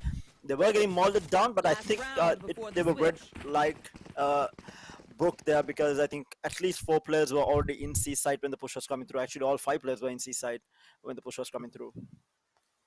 But mind you, they did use the Hunter's Fury, they did use the Showstopper. So 2 of their ults were used just to hold that defense, or rather, just to hold that attack at bay. And going forward for this round, they do not have any of that available. They do have the Neural Theft to work with in the hands of Benjay, but not the same stopping power as a Showstopper would do. So we will need to see how things go for this round. And but the Tour de Force will come online. And it's going to be Lucy once again to take down Chroms. Chroms not having the best of luck this match. Oh. And in mid-scrim once again, the open hand finally landing a pick there will even the odds. Finally, Scrim putting that operator to good use here, and numbers even right now between the two going in for this push. Benji holding down Garage, but a bit of a split coming out as I say that. Scrim finds another on to Castile there, and giving numbers advantage to Union Gaming. Spike is going slowly towards this A side. Benji finds Genshi as well, making it a 2v4, and that's the Neural Theft going out. Athena does not clear the angle. Roach Trigger Discipline will find Tipsy Daddy and will find Athena through the sun, I think that was. I think just clip through a smoke or something. Maybe just a spectator perspective, maybe. Indeed, and look at that. But yeah, it's going to be from 8-4 to end the first half. Messworkers, a lot of momentum going into that first half and managing to get 8 rounds there. And yeah, they will be quite happy with what they put up for the first half.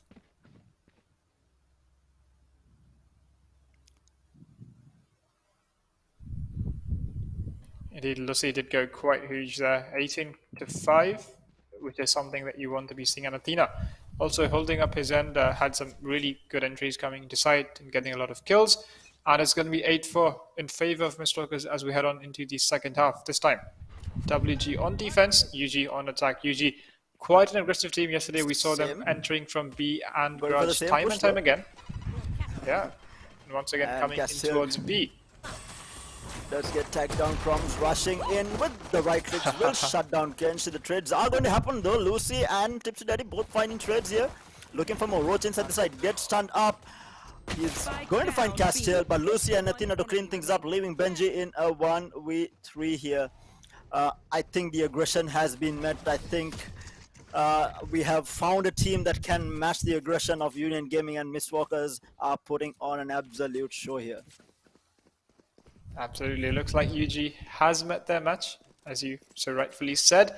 And it's going to be, once again, the first round of, rather the pistol round, won by Mistwalkers. And it's going to be the Spectres in the hand, so should be able to make it a 10-5. Chroms doing what he normally does, just satcheling in, thinking later. Gets 1 kill, but in the end does get refragged. And the kills coming in from Mistwalkers, quickly pushing things in their favor. I'm pretty sure Mistwalkers has done their homework, right? Because they did see this happening continuously yesterday. So I'm pretty sure they've done their homework coming into this matchup here, realizing that, you know, Union Gaming is an all-out mid-push team here where they go B and Garage. And again, we do see that B and mid presence being shown by UG, and they are going to flank around them. Look at the push coming out from the side of Mistwalkers as well. We do see Benji still lurking in spawn here, trying to catch out anyone who is trying to do this.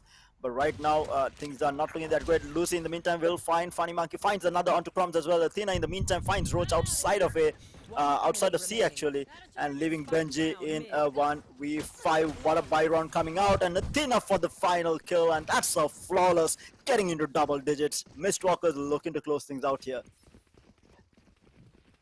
Absolutely. Just look at how those defenders were positioned there in the last few seconds, right? There's absolutely no one in A, absolutely no one in C. 2 players inside Garage, 1 player inside of B, and the 2 players just, the remaining 2 players rather, just pinching them from either side. I mean, as you said, they've done their homework, right? They know that they rarely come from C long, that they rarely come from A long. So just making use of all that space and coming as close as they can on that pincer push. Indeed. And we are going into the first full gun round for the side of UG on this second half here. Crumb's already finding Athena there, looking for more here. They are pushing towards this mid area yet again, but it's a bit of a split here towards C side as well. We have Scrim making himself getting through C long here for the time being, but he is stopped right now for the time being with the smoke cut. The B push is still there. Crumb's going in looking for more here. The paint shells as well as a boombot to get his entry, finds one. In the meantime, Scrim finds Lucy as well, looking to make this a flawless. Tipsy Daddy gets the kill onto Benji, but leaving Genshi in a 1v3. Managed to recover rifle in a 1v3 now. Scrim pushing forward, we'll see the gun barrel of Genshi and will pick through to finish him off, getting converting the first buy round here and losing only the 2 rifles. And heading into the 16th round here, Mistwalkers are going to be able to buy up now, and this is going to be the full gun run coming out from both sides. Benji is going to be the only man on a Spectre, while the rest of the members from either team are going to be able to fully buy up here. Maybe a couple of Phantoms and a couple of Vandals to follow things on. And right now, I think Union Gaming is changing strategies here. We don't see the aggression. Yep, as you said, even last round it was kind of a push coming in, or a split coming in, 2 players from long, 2 players from mid. But once again, Genji to start things off quite strong will take down Scrim. Already advantage in favor of Mistwalkers. And as you said earlier, 2 players already pushing in from Sewers and A long, trying to, cover that position, keep that space on their side. And once again, it's going to be Crumbs contesting mid. Indeed, and this is just like map presence that has been given away, right? And meanwhile, Tipsy Daddy will find Crumbs already, leaving them in a 3v5 here. Genshi is the only man who is even low. Lucy will find Roach inside garage. There is another player pushing forward, and he will get taken down. Lucy is firing on all cylinders. Benji will find Genshi in the end. Does manage to pick up the spike, will be backing off. And he is getting pushed from behind by Athena and Castile, and they will finish it off. And Mistwalkers on to 11 right now.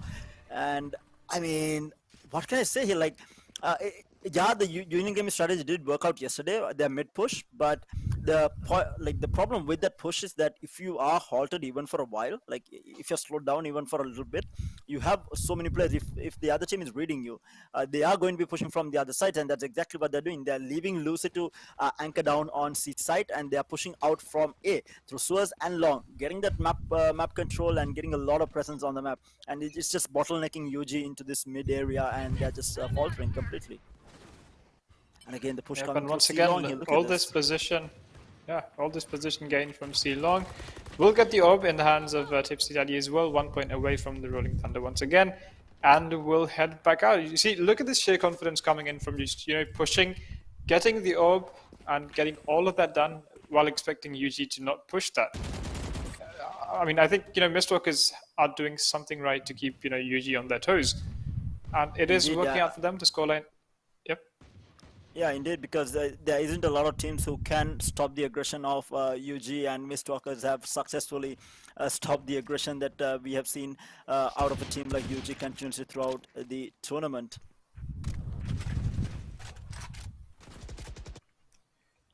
Absolutely, and UG have changed their pace. They are quite an aggressive team, but this time taking things slow. So maybe, this huge run deficit has caused them to kind of lose their momentum, or rather they're just not feeling as confident as they did the first map. But yeah, it is quite a noticeable change in the way that they normally play. Indeed, and still all 5 players alive. There's a very, very slow push coming out, and right now C-side completely open. Everyone on the side of Mistwalkers have rotated in, and this is going to allow them to get the spike plant here. Can Mistwalkers retake this? It has been some time since UG managed to get a spike down, and they will finally get the spike planted. But meanwhile, Genshi will find Benji, who was lurking in A, and they are going to be coming in for the retake, full 4-on-5 retake. Numbers advantage for Mistwalkers. 2 players coming through spawn here. Castle already finding Scrim here. The trade is going to be there from Roach on to Athena, and Crumbs using the showstopper will find Genshi. Roach in the meantime will find Tipsy Daddy as well, making it a 2v2. Castle finds Crumbs.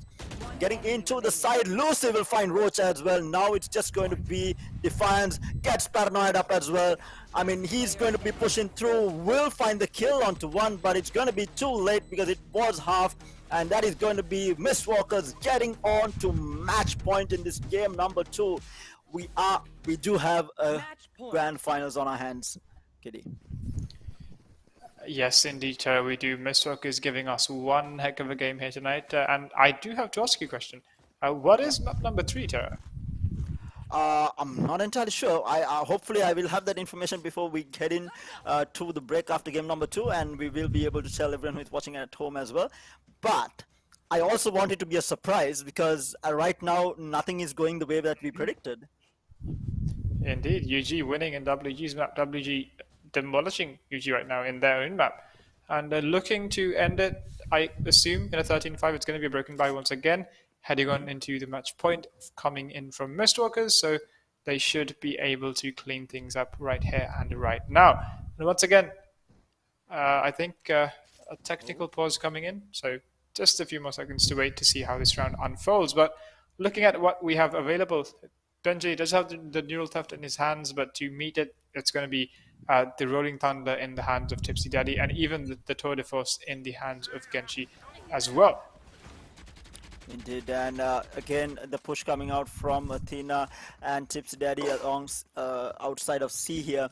They have been doing this continuously, but meanwhile they have switched gears here. Genshi in the meantime with the Tour de Force finds Roach on A, and they are looking for more crumbs in the meantime. The bucket will clean him out, going in, stumbling forward with the bucket looking for a kill. He will get shot in the back, and ooh, Scream actually finds Castiel in the end there.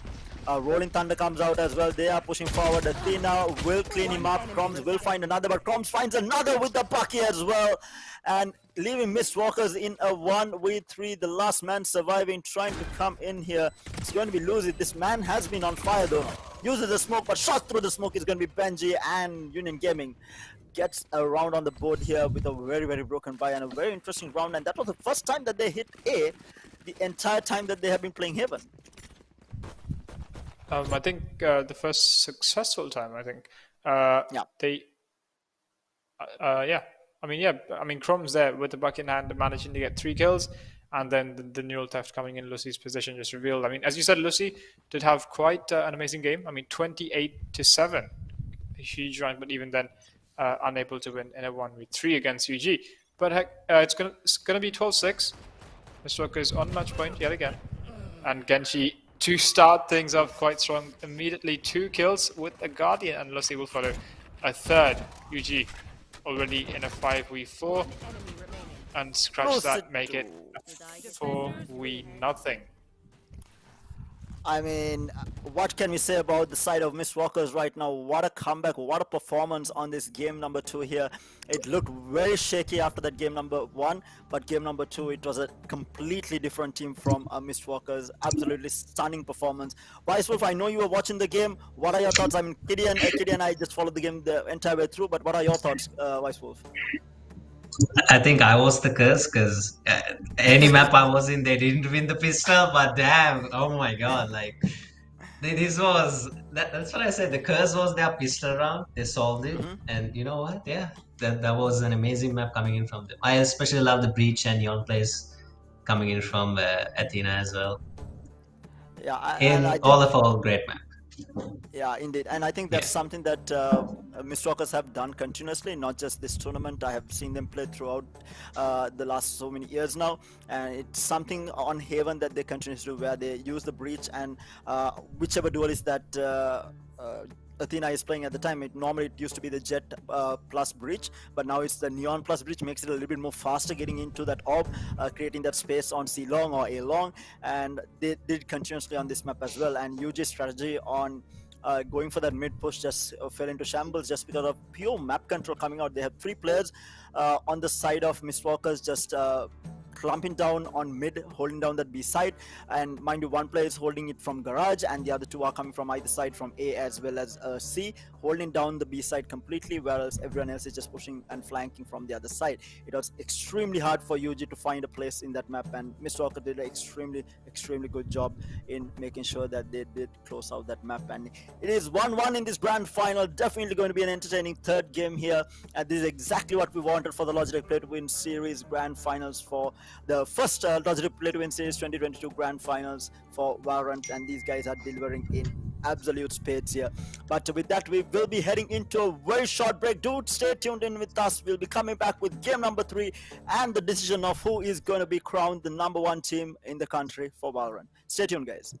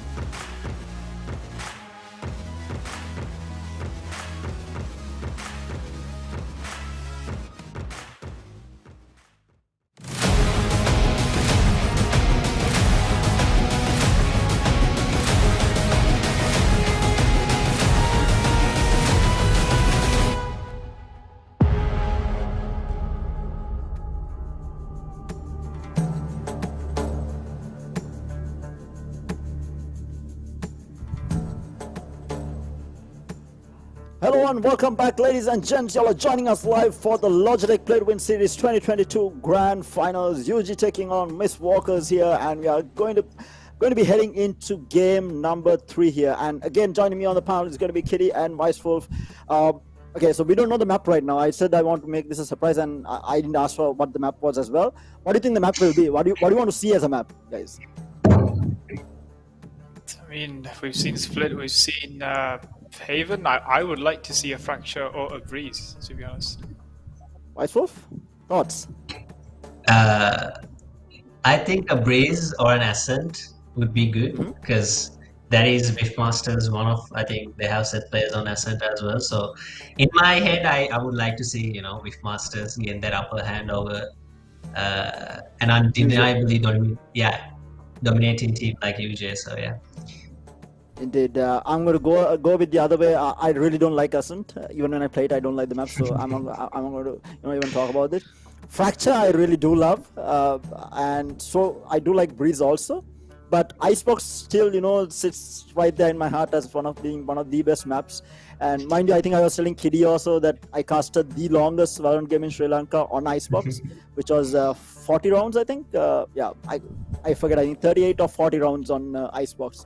So it's basically right up there as one of the most favorite maps, especially to cast on as well as to play on as well. But yeah, either one of those 3 maps, whether it's Breeze, Fracture, or Icebox, I'm going to be really happy. Not to say, I mean, a bind might be nice as well. We haven't seen a lot of bind being played within the tournament, so I think we didn't see a single bind map on during the semifinals. So a bind also might be nice.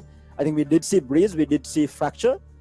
We did see Ascent, and we did see Haven as well as Split. So Bind has been one of these maps that has not been played throughout the semifinals and the grand finals. So hopefully we might see Bind here. We did see Wishmasters playing it once. Bind? No, I'm just talking from the semifinals to the finals. Like we didn't see it during semis, right? Okay. And so in terms of what UG can do, how do you think UG is going to answer this, Vice Wolf, Kitty? How do you think UG is going to meet the aggression now that Mistwalkers are showing this? I'm pretty sure they were taken back by the amount of aggression that was coming out from Mistwalkers. Vice Wolf, do you want to take it first? I think Kitty has the more information on UG. Yeah. So, what do you think? How do you think they can? Okay, so yeah. So what Tara said, right, during map number 2, right, was UG is getting a taste of their own medicine, which I guess is the perfect way to sum up exactly how Mistwalkers was answering, because they were as aggressive as UG was. They were even more aggressive even in some rounds, and they're just matching it head on, and that is how I guess they managed to win those rounds. Because when you took a look at the last rounds of map number 2, UG were even second guessing what they were doing. They weren't as aggressive as WG were in Haven, and I think that's why they got the first rounds. They managed to make it 8-4 in the first half, and from that point onwards, as soon as they give space for UG to recuperate, to actually reassemble, they managed to win all of those rounds, and they hence won map number 2. So I think if they keep that aggression going onwards, they will take map number 3, and the only way I see UG answering is by doing exactly the same, because so far these 2 teams have been proving to be extremely aggressive, and as soon as they get the first foot forward, they just see the entire map through, because it hasn't been close games in any of these, right? The first game it was 13-5, and even now it was 13-5 or 4. So both games extremely one-sided, but it was to both sides. So yeah, so if they start off on the right foot, they should see it through. Indeed, and I mean, something to add to that, I think you need to meet the pace also, and one of the biggest problems that UG had was, and Mistwalkers had in game number 1, is that this holds true to, I think, any esports title out there. Momentum is very key when it comes to any game that you play, right? Whether it's Valorant, League of Legends, Dota 2, CSGO, whatever it is that you play, keeping the momentum up is very important, because that's the mentality that you go into a round with. As players, yeah, you want to keep your confidence up all the time, but momentum helps. You know you're hitting your shots, you know you're good enough, and you play with a lot more confidence, and that tends to translate into the scoreboard as well. And we are just seeing the head-to-head from the previous matches here. It's Castle from Wolfgang Esports on the Fade, and Defiance from Union Gaming on the Omen. 5 kills to 9, average combat score of 135 to 99, and a KD of 1.7 here. Just a bit of head-to-head coming out for you guys who are watching from home. But yeah, going back to what I was saying, right? So momentum is very important, and anyone who tends to dictate the pace of the game, if you are the team that is dictating the pace of the game, you tend to have the upper hand almost all the time. And what happened to UG here was UG is so used to dictating the pace of a game that there hasn't really been a team that has dictated the pace of the game against them, right? And this time around, they were forced to play Mistwalker's game, regardless of whether it was aggressive or slowed down. They were forced to play that game. And when you start playing your opponent's game, it is very rare that you're able to win, because you want to be playing your own game and getting the opponents to feel uncomfortable. But here on this second map, what happened was Union Gaming was caught off guard, and Mistwalkers got them to play their game, and it just made, and like you said, I think you said that they were second guessing themselves towards the latter part of the last few rounds in that game. And that is exactly why, because they're like wondering, like, what are we doing?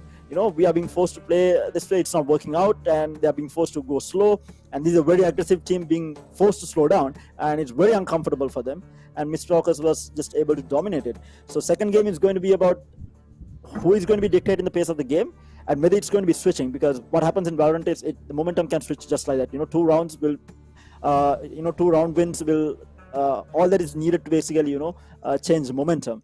And whether it's going to be switching between the two teams or whether it's going to stay true is going to be the question. But before I let you go, Kitty, take us through the agent selection here. What do you think it will be? And it's going to be on Bind as well. Okay, so it's going to be Bind, an interesting map, as you said, a map which we haven't seen at all in the semi, so it's good to see it being played. Unsurprisingly, Chromes is going to be on the Raze, and Vision will follow suit. So yeah, so I do see. Okay, so this is going to be interesting. I think this is actually the first time that we're seeing the Astra being played in terms of in Division A. Like, we didn't see a lot of Astra, even like the entire series. So that's going to be really fun to watch.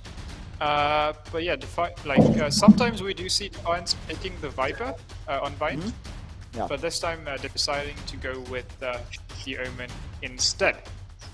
But pretty much everything else, Benjay this time switching things up. We have seen Benjay playing the Chamber on a map like Bind. I mean, when he does not play the Cypher, he tends to play the Chamber as well. But this time around, he's actually deciding to pick the Killjoy. So maybe a bit of a passive setup, maybe a bit of a defensive setup coming in from them. But as I said, that's going to be the double Tourist lineup. Now, Scrim is normally the guy who would play the Sage for the side of Union Gaming in a map like Bind, but deciding to bring up the double duelist lineup instead. Thank you so much, Kitty, for your thoughts. But it's going to be me and Wise taking all through the game. It's game number 3 of the Grand Finals, the Logitech Play to Win Series 2022, crowning the #1 team in the country. Wise, what are your thoughts? What draft are you favoring? Which agent lineup are you favoring right now, in terms of agent pickups? At least? I'm feeling Mistwalkers, man. Just at the the Chamber, the Astra pick coming in from Bind. We've seen Ikapumba play some previous games. Oh, look at this aggression coming in from Chromes from the get-go. I couldn't even finish my thought process. Indeed, and it's a very lot of aggression coming out from Chromes that picks up that first kill on to Genshi. I think it was. Meanwhile, Lucy with the trade on to Defiance, and good God, the aim on this guy. This guy has been firing on all cylinders, and I think Lucy is Ekopumba, right? Yes. Okay, so this guy is absolutely insane on Astra. We have seen him before. Meanwhile, might be looking for another. That's the 3K for Kapumba. And Union Gaming down to the last 2 players. It's going to be Scrim and Roach to hold this. They don't clear the angle, and Roach does not have the trigger discipline. Will get taken down by Tipsy Daddy, leaving Funny Monkey or Scrim to do something funny to be able to pull this back. Yeah, I mean, Ikapumba just single-handedly dismantling that B hold and taking 3 players down with him, insane. And it's all down to Scream. Has a smoke here, enables his dash. Waiting for a peek, does get it, but here we go. Ikapumba with that fourth. He's deadly on these guns, I tell you. Indeed, and I mean, you were just saying how good Ekupumba is on Astra, but forget all of that. He just proved that he's a beast on the Ghost, picking up the 4K to close out the pistol round for Mistwalkers, and that's the second pistol round that they have won in the tournament. And apparently, you're not the curse. Apparently, I am not the curse. And yeah, I feel like when they win the pistol round, that's when the momentum picks up. We can say if they lose the pistol, they save the next round this time. And meanwhile, we do have UG holding down A side. The rotations are going to come out, but the push is also going to be towards A, and they get a free plant here. No real threat from the side of Union Gaming for the plant, but now for the retake here, they are on a save here. Are Union Gaming going to push this? Is going to be the question. How is Mr. Rock is going to deal with this? The push is going to come through into Lamps here. Genshi finding both the kills. Actually, Genshi and Lucy finding two. Meanwhile, Roach with the Sheriff finds the kill onto Genshi. Looking for more. Looking for these head taps with the Sheriff. Does not find another though. Benji picking up the shotty. Gets stunned up from the Astra, and meanwhile Athena on the other side will find Roach and Defiance, leaving Benji in a 1v4, and Tipsy Daddy from behind will clean it up as expected, losing just one weapon. They're going to be happy with that. Yeah, they're going to be extremely happy with that. I mean, free side to take. Roach, I mean, that's an insane one tap over the Sage wall. True to his name, we've seen him get some insane picks, but that's all they got. And this time it is a full buy coming in from the side of Union Gaming, and a half buy. I mean, they're just picking up the guns from before on. So Spectres versus Vandals, and Ikapumba with the Ghost only. That's a good spot. So UG, an aggressive team. Let's see how they. Oh, as I said, that Chrome's already pushed up short. Take down the trademark. I mean, again, but this is not the similar type of aggression. It's a bit more, refined aggression coming out. They are not blindly pushing out anymore. I mean, they were really never the team to blindly push out, but it is a lot slower and they are not pushing out. And Miss Walkers also, they have slowed their pace down from the previous game and the first two rounds.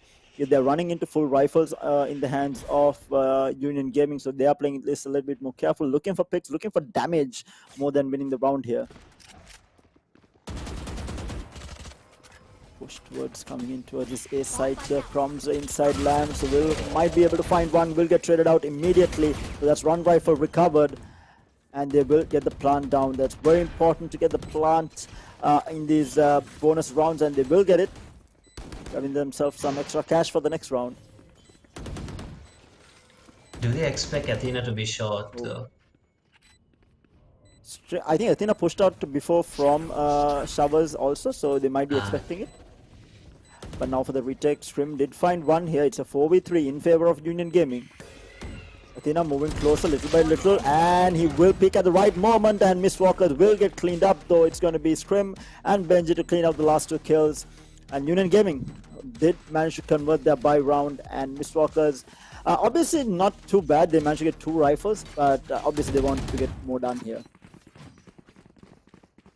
Indeed, those two rifles are gone, but I think the other players will be able to comfortably buy them out. And it should be full rifle rounds coming in from both sides. As I say that, Chrome's going back to his signature weapon. You love to see that. Like in maps like Bind and Split, I still feel like Judge is the better option in some positions, like in Hookah, in U-Hole, yeah. Indeed. I mean, there is tight angles, right? Just like in Split, there is quite a bit of tight angles on Bind as well. And like you said, there is a Judge on Chromes here. Let's be careful. He did not expect Chromes. Gets two with the Judge. As you said, he puts it to work, and that is Ekupumba. And I think it was Genshi going down on the side of Miss Walkers here, making it a 3v5 now. And this is the buy round coming out from Miss Walkers as well. Yeah, and they're pushing down Hookah as well, so they're getting all this info, and this should be. They will get the as I said down. But Defiance will find Athena. Just through the ball, needs to be careful. Defiance running through around. We have Tipsy Daddy with the blind, getting some information that no one is in halls. Tipsy Daddy good for the kill onto Scrim. Scrim losing the 1v1, not something that you see all the time. We have the Trailblazers going out as well. It's a 2v3 for the retake, but as I say, the Castiel will find Benji. Mistwalker, we do have one of the players extremely low. Castiel is getting pushed out by the satchels, but the stun is going to be good enough. Crom with the classic! Crom with the classic. Does it? Showstopper popped as well. I don't think he was looking to pop it, but got a little bit excited there. But good God, this man just went absolute ham. 4K for the round for Croms. I mean, I think he didn't even think he'd get that second kill with the right click onto the sky there. So insane clip coming in from Crumbs right here. Look at this. First right click, the second, he didn't even see the guy. He just blindly shot and yeah, there we go. Indeed. He wasn't expecting to hit those, and meanwhile Scrim does go for his signature operator. Going to be interesting to see where he's going to play it from. He is going to be picking through B long, but the push is going to be towards the A site here. One player inside shower, that is going to be Athena. The rest of the players huddled up outside of A shot here, and they're just looking for info right now. No real aggression. Looking to see if Union Gaming are the ones to push out. Scrim has backed off towards B site here, behind Jen. Yeah, he has Benji to help him as well, and we can see the rotation actually coming in.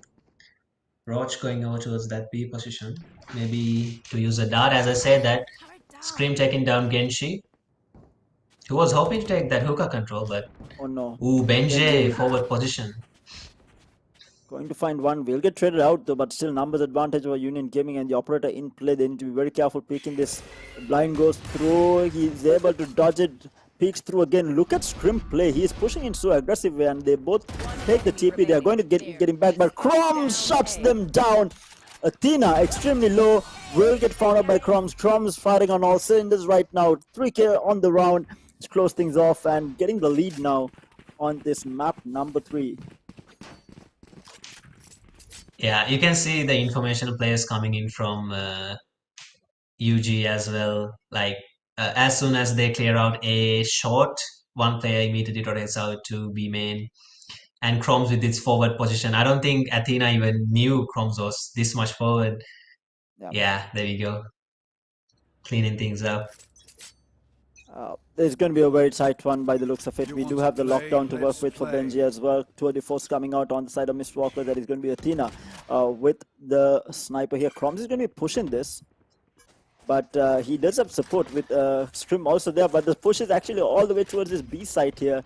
And we do have the lockdown on the hands of Benji if he wants to pop it to stop the plant.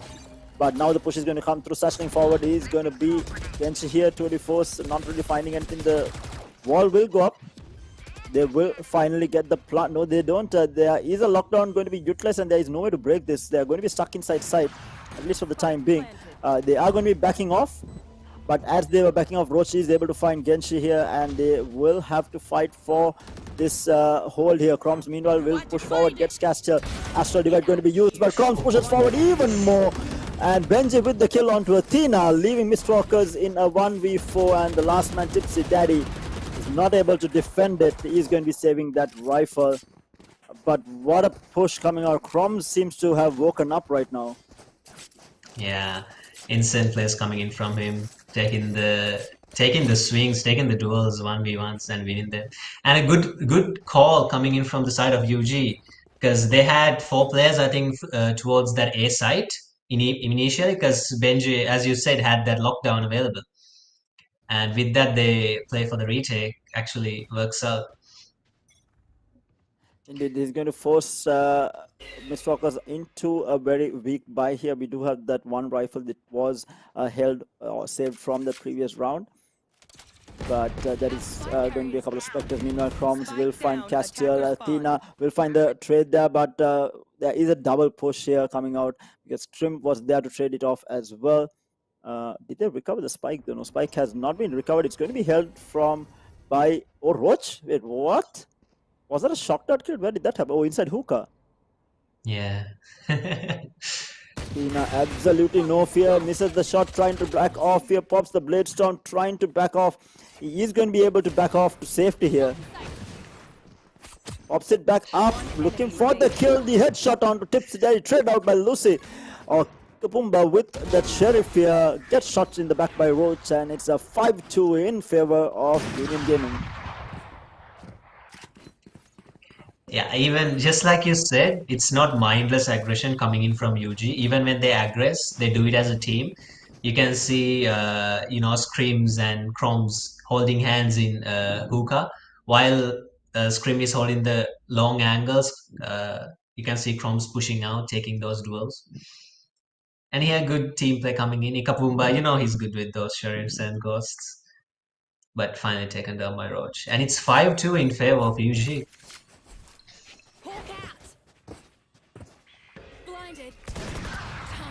Indeed, and Athena will find Scrim there though. The operator losing out to that Phantom. And they are going to open up B side for the time being. But meanwhile, as I say, the Chromes will find Lucy, who was lurking, I think. And he's going to be pushing through with the showstopper. Finds Genshi as well. It's going to be a 3v4 in favor of Union Gaming for the time being. They might take the teleport. They might actually rotate out walking without taking the TP. But they are getting pushed though. Tipsy Daddy still holding the push, and a lovely shot coming out from him to clean out from. Now the Seekers will go out, showing a lot of presence still in this area. They are still looking to push towards this A side. B side. The resurrection at the ready does get the resurrection off. Can they defend it? Hunter's Fury comes out as well to try and get this kill. He's not able to do it. I think he popped it a little bit too late, and the rotations is going to be good enough. They are going to be dragging the spike back all the way to A. And two players are going to get here in time. It is going to be Defiance and Roach to hold this. Four-man push coming in. The smokes are going to be good enough, and they might get a free plant here. Standing ahead. Spike planted. Yeah, all four players of UG has rotated to B side, but Roach, meanwhile, getting the first pick in the retake. That's valuable. Takes it down to a 3v3. Two players towards the U-haul position. One player in short. Oh, what a pre-fire. Oh my god, that's dirty coming in from Pistari. Meanwhile, Defiance. Will get shut down. Roach also following behind. Will get shut down by Castile, and Mistwalkers gets a round on the board, and a very much needed one for them.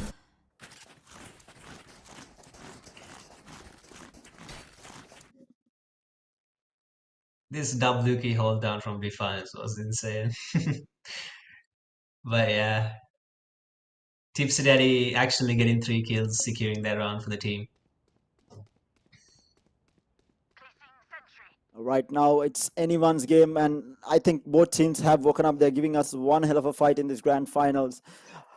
And this is exactly what all the viewers at home and us, everyone, was expecting from these teams coming into this grand finals.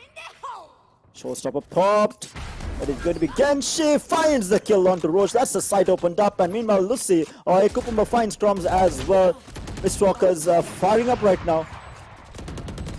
Him in a very off angle hit. Defiance will find one. Will get traded out though by Athena, leaving them in a 2v4. Do they go for this? Screams as the operator. As I say that, of course.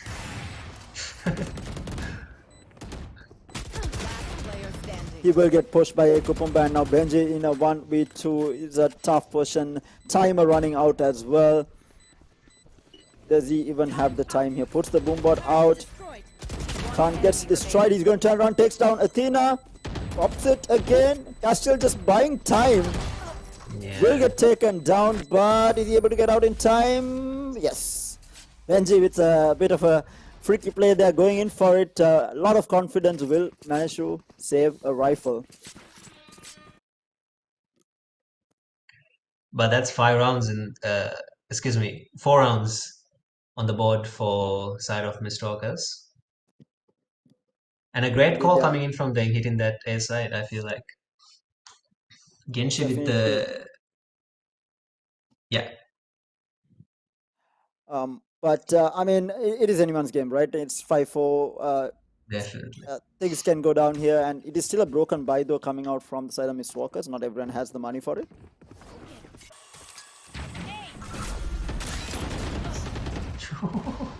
Oh my god. Absolute chaos. Two players inside the teleport now. It's going to Roach and Crumbs. The door is going to be open. Genshi gets spotted. He will take out Crumbs. He gets Roach as well. Genshi with the double taps coming out from him. Gets the numbers advantage. Meanwhile, there is a push coming out through B long here. I didn't think it cleared Benjay though. Yeah, I didn't clear Benjay. Benjay will find one, but the trade is going to be there from Athena. The last two players are going to come in. The operator still in play for Union Gaming. The spike will go down. Spike planted. Paranoia in hand. They are going to be pushing forward. Genshi gets the third kill on the round. Going to be peeking through with your what a shot! What an absolute god tier shot coming out from Scrim. They are jumping forward, getting the flick. And this is why this man is the best operator player in the country. Aw. No way does he clutch this out. 2k on the round for him. Can you find the third? The spike is halved. He might stick it. He has time to stick it. Oh my good god, dirty, dirty, dirty. This guy is absolutely dirty. Scream. What? How can you even contest this man at this point as the best operator in the country? I mean, lost for words. the first shot was absolutely insane. I mean, that would have broken his hand. Look at this. Oh my God. The second shot, I mean, the repositioning and this is just top tier opening coming in from Scrims. It's a 1v3 retake with an operator. Want to You play? don't see it Let's every day. play. Indeed, and I don't think anyone else was expecting him to be able to win that, but he pulls it off and gets the 6th round on the board here. And meanwhile, he does find another onto a Kukumba. It was at, I think, a shot, I think? Yeah, I think it was at a shot, yeah. Yeah. And with that opening kill, it's going to stop the push coming out. Meanwhile, Chromes will find Genshi all the way in hookah as well. And Mistwalker's on the back foot right now.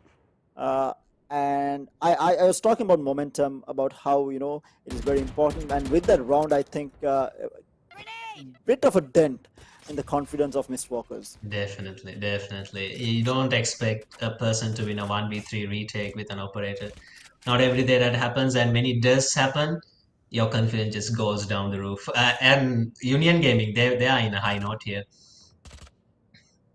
Definitely unbeaten. So the last two rounds of this half. Towards the B side, Chromes will be good for one, good for the second as well. 3k on the round. Benji to clean up the last kill, makes it a 7-4, heading into the last round of the first half. Last round in the half. Look at the timing here, Crumbs peeking perfectly. And the second. The nade as well, the awareness from these players on the side of UG is through the roof right now.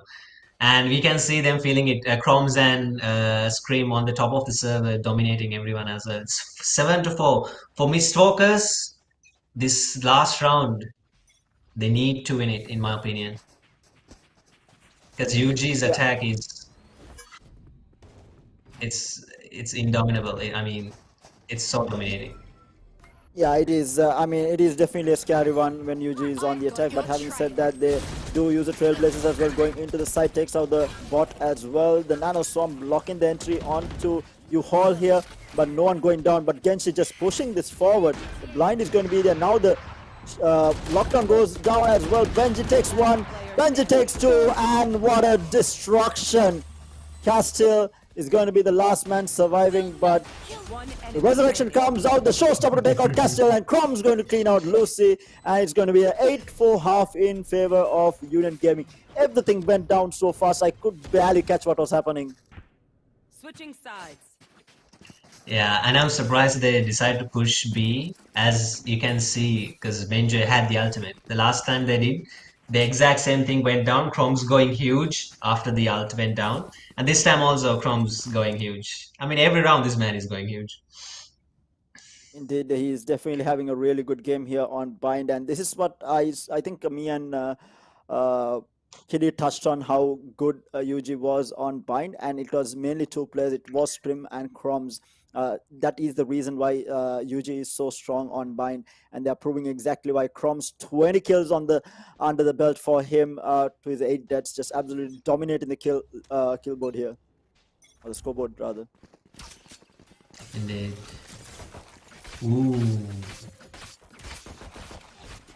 An immediate wall to take some of that shovel's control. Oh, Stream taking a lot of damage from the paint shell, but meanwhile Roach will find Castile though, and that was through a gap in the wall as well. He's not going to be happy with that, and a lovely shot coming out from Genshi with the classic no less, looking for more, taking a little bit of damage. He's on half shields, looking for more, will get tagged down, getting a little bit overzealous there. Benji will take him out. Roach in the meantime will find Tipsy Daddy as well, leaving Kapumba and Athena to try and hold this in 1v4 here. Nanoswarm's going out. And push. Spike planted. Kapumba gets one, does not get expected to get pushed again, and Defiance for the last kill on Athena. And the pistol round goes in favor of Union Gaming. And now Union Gaming looking to close things out. They will be getting into double digits with this buy round coming out most probably. But if I know Union Gaming at all, it's going to be Roach on the Ghost. And I think even Scrim might be on the Ghost here, going to this buy round. Yeah, and obviously Mistalkers, they're going to be on a full save. They never buy, I think. Never go for a force after the pistol round. I've never seen them. They usually go, there you go. And I've seen them lose a lot of pistols as well, so bit of an expert in that case. Indeed, and meanwhile the push is towards this B side here. 2 players already huddled up. Funny Monkey taking a little bit of damage there. Scrim that was from Athena. Athena with the headhunter looking for a shot there, not finding it. Tipsy Daddy under hookah here. Can he find something? Is the question. Paranoia goes out. Now the push comes through. The judge is going to go to work. He will get traded out though, but Scrim is also inside the side. Scrim finds 2 as well. It's a 2v3 though. This is really good for Miss Walkers. Can they find more? Castle inside the smoke will get taken down eventually by Scrim, getting the last pick, and now Genshi on long here. Scrim will get the spike plant here. Roach pushing through onto spawn. They have an idea that the last player might be long. Yeah, and look at the gun he has. I mean, Shorty is good and all, but in a retake, Genshi with a shotty and a dream. He's looking for another pick though. Scrim might be the wrong choice to push through, but he's going to push through. Will get taken down. That's a Spectre recovered. Does he have the time to do anything here? Just get tagged down extremely low. He's just buying time right now, and obviously Genshi is looking for more damage here. Can he find anything more is going to be the question. Satcheling forward, will get taken down by the Frenzy, and it is going to be double digits on the board for Union Gaming, but a very, very expensive one at that. that was a close call as well. Benji was down to 1 HP. It is a good, I would say, only 2 players remaining. A good eco coming from the side of Mistalkers, but that's a round lost. And that's one more round they need to take away from the side of Union Gaming. Indeed, and it is a tough one now for Miss Walker. They have their work cut out. They really need to win this buy round here to have a chance. But the push is going to be through a shot here. All 5 players on the side of Union Gaming huddled up towards, and now the push coming through here from Scrim as well as Croms into the side. They might get the plant down for free here, but as I say that Genshi with the judge giving Croms a taste of his own medicine. Shock Dart's going to be pushing him back, but no, he's going to stand strong. Castile will find Defiance. Roach for the trade onto Castile. Genshi finds another with the classic. Satcheling forward, will not find the kill. Scrim will put him down, making it a 2v3. Pops the Blade Storm. Updraft looking for a pick here. Who is going to be peeking through? It is going to be Ekupumba leaving Benji in a 1v3. Obviously, Mistwalkers does not want to lose anymore. The healing is going to come through, getting Ekupumba back onto full HP. Now the Trailblazer will go out to get some info into Lamps. Not going to be able to find anyone. And the final kill is going to be picked off by Athena.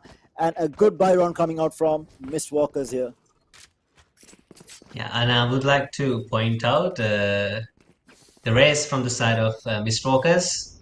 I mean, he got the first kill with the judge, yes, but he re-peeked from the U-Haul and got another kill with the pistol, Genshi, yeah. Huge round coming in from him. And as you said, test of their own medicine going back to the side of UG, Crumbs. you'll be eating on those shells for a while.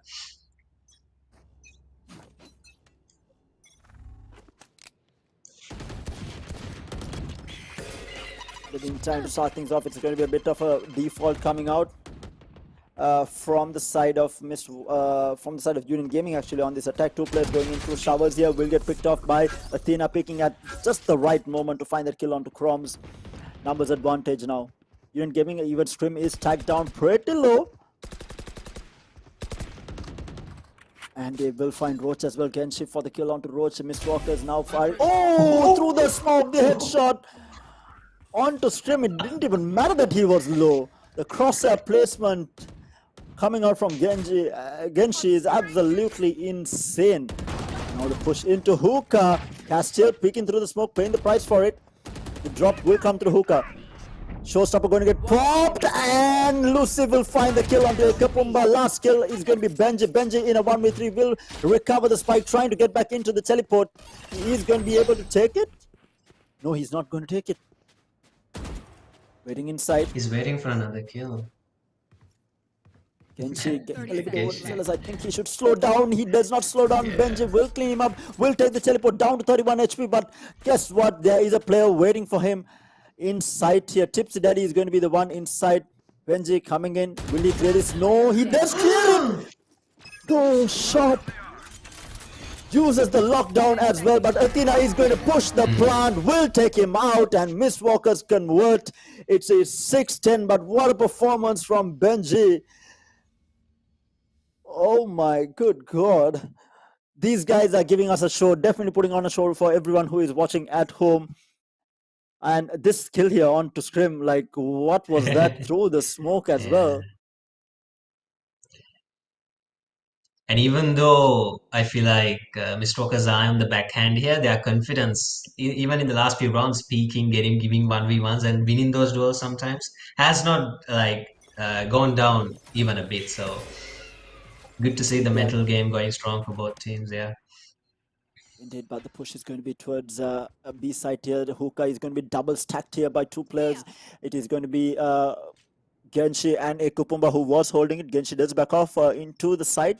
Scrim has made himself, got himself into gardens here for free, covered by the smoke at least for the time being.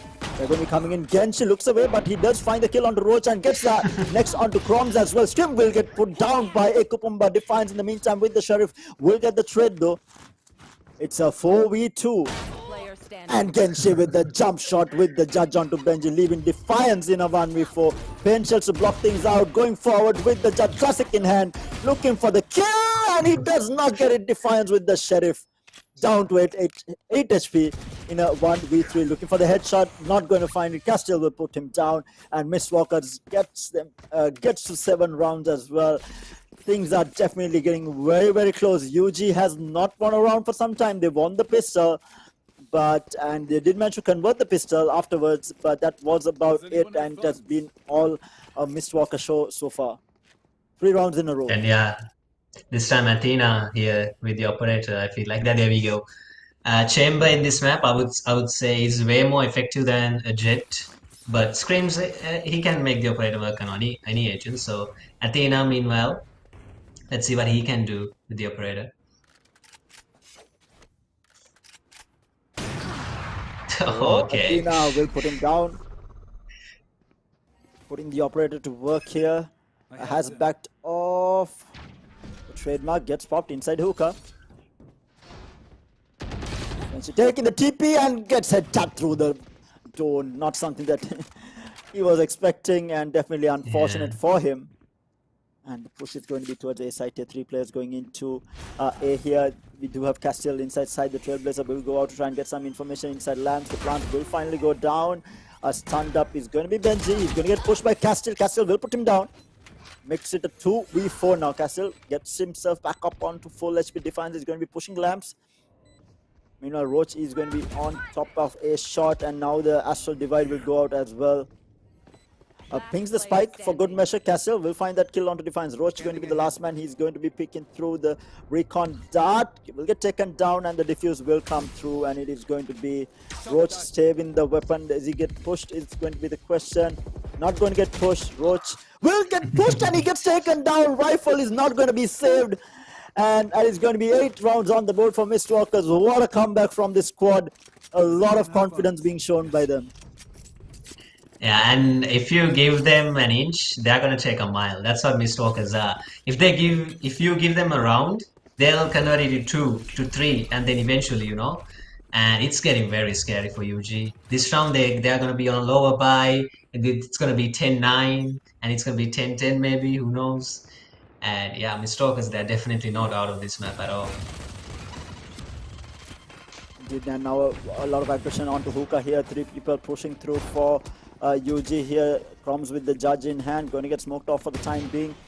But the push is strong still, very healthy. It is a broken by Croms, tagged down 21 HP, still going forward. Castle in the meanwhile will find Roach, and Tipsy Daddy will get taken out by Scrim there. It's going to be a 4v4.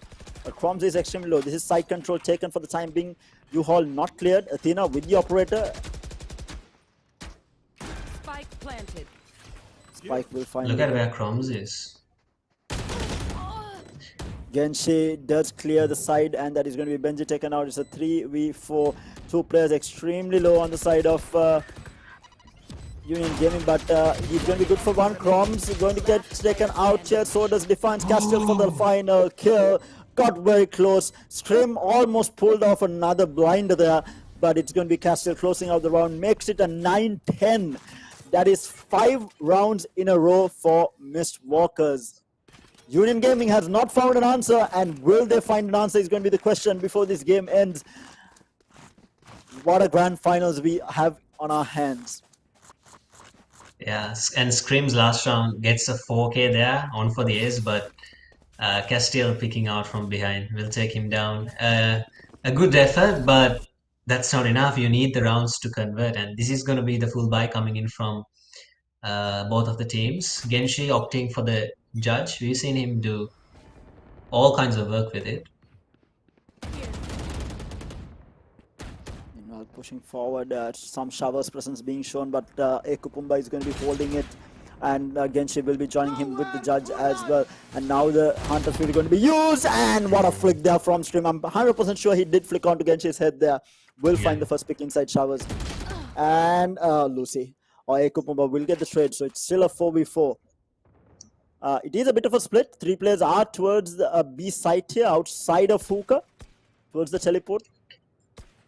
Roach still looking to push showers, looking for more. Yeah. They're not taking the bait. There's still 2 players here, especially with the silence in A site. Indeed, they haven't taken the bait. 2 players still holding strong. Castile and Castile is going to be on top of the box here. He sees Croms here. Going to be backing off, and now it is going to be the showstopper used. Castile gets tagged, not taken out. Benji will find Tipsy Daddy in the meantime. Through Hookah, drops down. Resurrection available, but I don't think he can use it at this point. On top of the box, Stroms is going to be good for that kill. Makes it a 2v4. And the operator in the hands of Athena gets one, but that's a team ace. And finally stopping the bleeding. Union Gaming will get on to 11 points. 2 rounds away from a map victory and a tournament victory as well. Can Union Gaming close it out, or is it going to be Mistwalkers coming back from something that looked absolutely impossible? Yeah, and because they won the last few rounds back to back, I think they are not hurting for money. Yeah, we can see. I think Athena's going for the Tour de France, getting that operator out, his signature weapon, and yeah, there we go. Not hurting for money. They have enough and more money to work with for the time being. Of course, if they lose this round, they will be forced into a save. But meanwhile, a little bit of Hookah presence being shown by 2 players on the side of UG. We have Castile holding it down for the time being. He does have the resurrection as well. He cannot afford to go down, I think. Nanostorm's trying to push the players off, and now the showstopper going to be used. Where is it going to be used? It's actually in showers that was used. He will find that 1 kill onto Roach, and it is still Scrim inside showers. Will be pushing forward. Is Genshi going to be expected? This is going to be the question. And yes, he does. He finds Scrim as well. Makes it a 3v5. Still a lot of Hookah presence being shown, so they know. Mistwalkers do have an idea of where these players are. Does spot out Benji here, Castile. still playing it extremely careful. They don't want to lose players right now, obviously. And Paranoia will go out, and what a lovely play coming out. Paranoia coupled with him pushing forward, but now Benji alone, the spike on the ground as well, and he will recover the spike. 30 It's a seconds left. 3v1 here. Athena peeks through, gets that information. He is under Gen here, trying to get the plant down. I don't think he will be. Gets peeked at. He still gets a headshot on the Tipsy Daddy, but Genshi with the 3k to close things out. Gets on to double digits for Mistwalkers. It's 11-10. Going into the 22nd round here, and what a game. What a game, ladies and gentlemen. Yeah, and the awareness coming in from Mistwalkers is astounding, because even though they see players towards showers or players towards Zulka, they do not over-rotate. And even after, just as you said, he got a peek onto Roach in showers, they know, like, they don't play alone. Union Gaming, they always have one more player backing another player up. So this time punishing both players here, Genshi. No shower presence this time, all as a pack towards B main.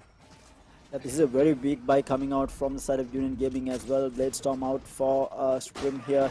Push is towards this B-long area. There are 3 players, actually 4 players in B-long right now, because and Lucy Benji will get taken down through the smoke there. Chroms will back off and they will take the teleport, but there are 2 players still around, actually 1 player still around. Showers is walled off for the time being, so they won't be able to get access through showers. They will be forced to go through short. Roach will find the kill onto Castile, and now the rotations are going to be coming out from the side of Mistwalkers here. How much can they find? Can they stop it? It's a 4v3 now.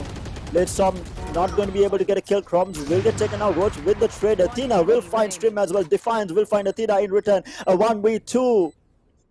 Left alone, the blind is going to be there into the smoke, but Roach steps out at the right moment, cleans out Tipsy Daddy, and it's going to be match point for Union Gaming. Match point, tournament point. Will they be crowned yet again the #1 team in the country, or can Mistwalkers force an OT here? Mind you, they did force it during the semi-finals. Can they do it again against Union Gaming? That's the question, isn't it?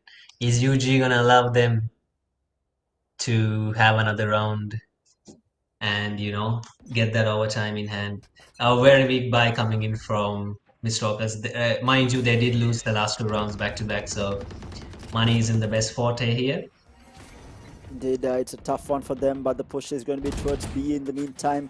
All 5 players on the side of Union Gaming huddled up towards B long. They are going to be pushing forward with the recon that Tipsy Daddy get spotted. They do spot out Genshi as well. Genshi blinded for the time being. He cannot get out. He will get taken down, but Genshi will find the kill with the pain shell. Tipsy Daddy with the trade on to Scrim as well. Benji will find the trade, making it an all even 3v3. Actually, Benji is actually pretty low, so makes it a 3v2.5, I guess.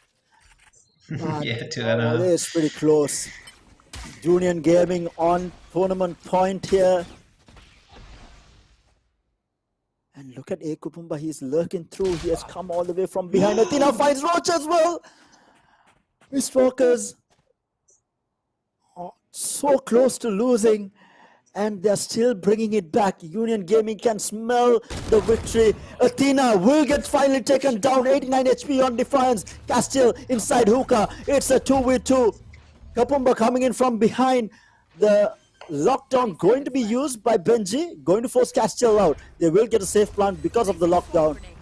What can they do? Defiance and Benji to hold things out. They were not expecting Ekupumba coming from behind. Defiance in a 1v2. Can he make this happen? Peeks through, he will get put down. And Ekupumba saves the round for Mistwalkers. Still hanging on by a thread. It's 12-11. The resurrection to save the weapon as well. Mistwalkers looking to force overtime here. 12-11, and what a final game we are having in this Logitech Play to Win series. What a round coming in from them. The awareness, I mean, not the awareness, the game sense for Ikapumba to flank them long. And even as the lockdown went down, you can see Castile, if I'm not wrong, yeah, Castile coming to join him. And even though Ikapumba might have lost that 1v1 duel, Castile is there to back him up. So, yeah, even with the man disadvantage, they clean things out here.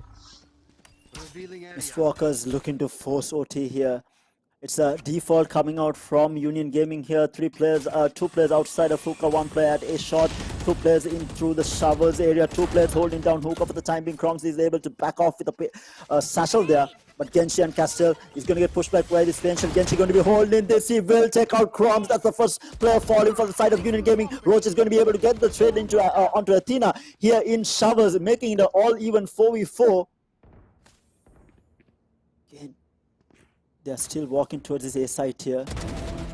And Kapumba peaks at the right moment, puts down Roach, numbers advantage. Paranoia goes out there, pushing it forward here. Scrim will be good for the kill.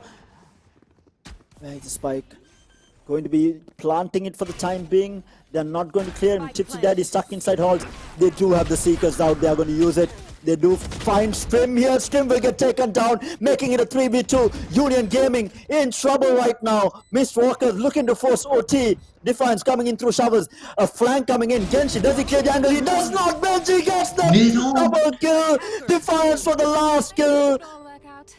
Dreams shattered for Mistwalkers. They did not clear the angle. What a horrible, horrible mistake to make. They've got to be kicking themselves. But what an amazing play coming out from the side of Union Gaming. Benji, the savior for Union Gaming. They will take the finals. They are your champions for the Logitech Play to Win Series 2022. Kitty, my good God, were you watching the match? What a final. What a game 3. Kitty, you are muted. I was watching it. Okay. Yeah, sorry. There you go. Am I muted? Okay. Yeah, okay. You're good. You're good now. Yeah, that was an absolute roller coaster, Terry. I mean, like we said, right? The previous 2 games, it was absolutely one-sided for like both teams, but then this game was so close. And if at the end, the 2K coming from Benji, if that didn't happen, well, maybe it might have gone overtime. Because, it was too close for comfort for UG there, and what an absolute game to witness. Honestly, I mean, the spray transfer at the last second from Benji, I did not expect him to get the second as well. And the slight mistake, I mean, Mistwalkers did not clear the angle. I mean, it's a general sense to, clear every angle going into the retake. They had the numbers advantage. They had the numbers to take it back. But just not clearing just one single angle costed them the entire tournament. But in the end, what a solid final. I mean, hats off to the performance that Mistwalkers put in, but UG still remains the #1 team in the country, undefeated within the Logitech Play to Win series, and what a performance from them. Viceroy, final thoughts before we head out and, let the team celebrate as well. I mean, it's as close as you can get, 11-13, in the final map of the series. That's what you want to see from the best 2 teams. And if I remember correctly, and I think, it is 2-1 in favor of UG. So I think I was right at the start when you asked me the predictions. Yeah. Indeed. I mean, you got to admit it got pretty close. It looked a bit scary. It did. It looked a bit scary. It could have gone 2-1 the other way, but definitely a pleasant surprise after that game #1, where I thought, oh no, this is going to be like really bad. It's going to be a 2-0 in favor of UG. But Mistwalker is proving why they do deserve to be in that grand finals, and what a performance from that squad. And I think this is yes, UG did end up winning, but this is going to force all these players to put in that extra work, because right now it is anyone's game. We did see the likes of with Masters, we did see the likes of Revolutionary Gamers putting up such a good performance throughout the entire tournament, and then UG and Mistwalkers as well. And for me, I think the biggest improvement is Mistwalkers, because this is not the team that I saw 2 years back, or even last year for that matter. This is completely different squad. It feels like there is something that has changed within the squad, and they have put in the work that is required, and they are giving a really good fight to the likes of UG. Mind you, because they weren't a squad that was capable of taking on a team like UG. Yes, they were among the top 4 teams, but not the squad that I would have pegged to be able to take it to UG. But right now, I won't put any other team against UG other than Mistwalkers. And I mean, these guys were absolutely amazing. And credit to UG, right? Because they've been able to hold that #1 spot for such a long time, and they are still holding it. Yes, it came close, but they're still holding it, still proving why they are the most dominant Valorant team in the country, playing under pressure. I think highlights would be Scrim, right? Scrim's 1v3 with the operator. I mean, who retakes a side 1v3 with an AWP. I mean, you switch on to a rifle, man, like for crying out loud. And this guy goes in with the AWP, you know, he does not really care. He still puts out a performance. And mind you, during a clutch situation in a grand finals, to put up a performance like that, it just goes to show the confidence. And I mean, I have no words, right? The performance coming out from both teams. And even Benji, for that matter, we did see him clutch out a couple of times as well. And on the other side, we had the likes of Athena and I think Genshi on the judge, putting up a huge performance on Hookah.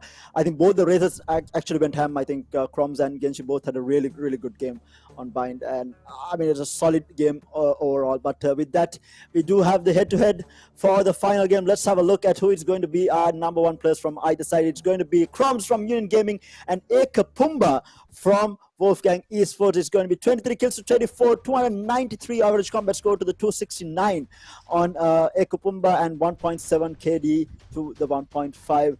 And I think, need to mention that I think Vice Wolf mentioned how good Ekapumba was on Bind and on Astra.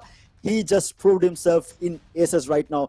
Being the MVP for the team with 24 frags under his belt, he had a massive showing on Bind and a solid performance overall.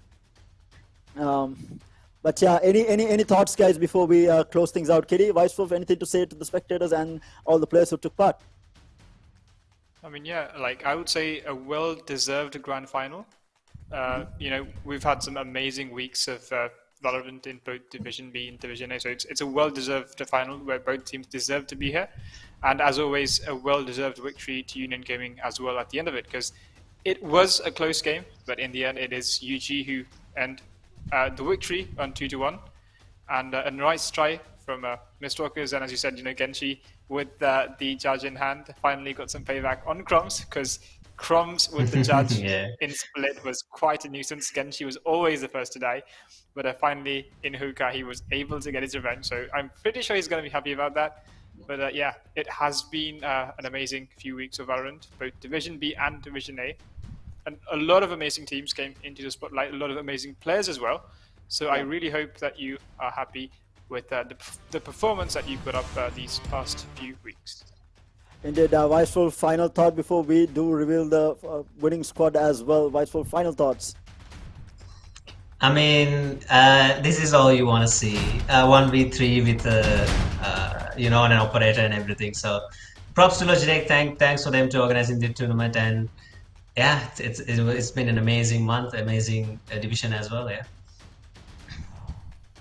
Okay, so with that, we are just about to head out, but before we do head out, guys, I mean, the champions for you of the Logitech Play to Win Series 2022, it's none other than Union Gaming. And what a performance this squad has had, being the dominant team throughout multiple years and staying true to it in 2022. It is going to be the squad of Union Gaming, expecting more and more amazing things from the champions of the Logitech Play to Win Series 2022.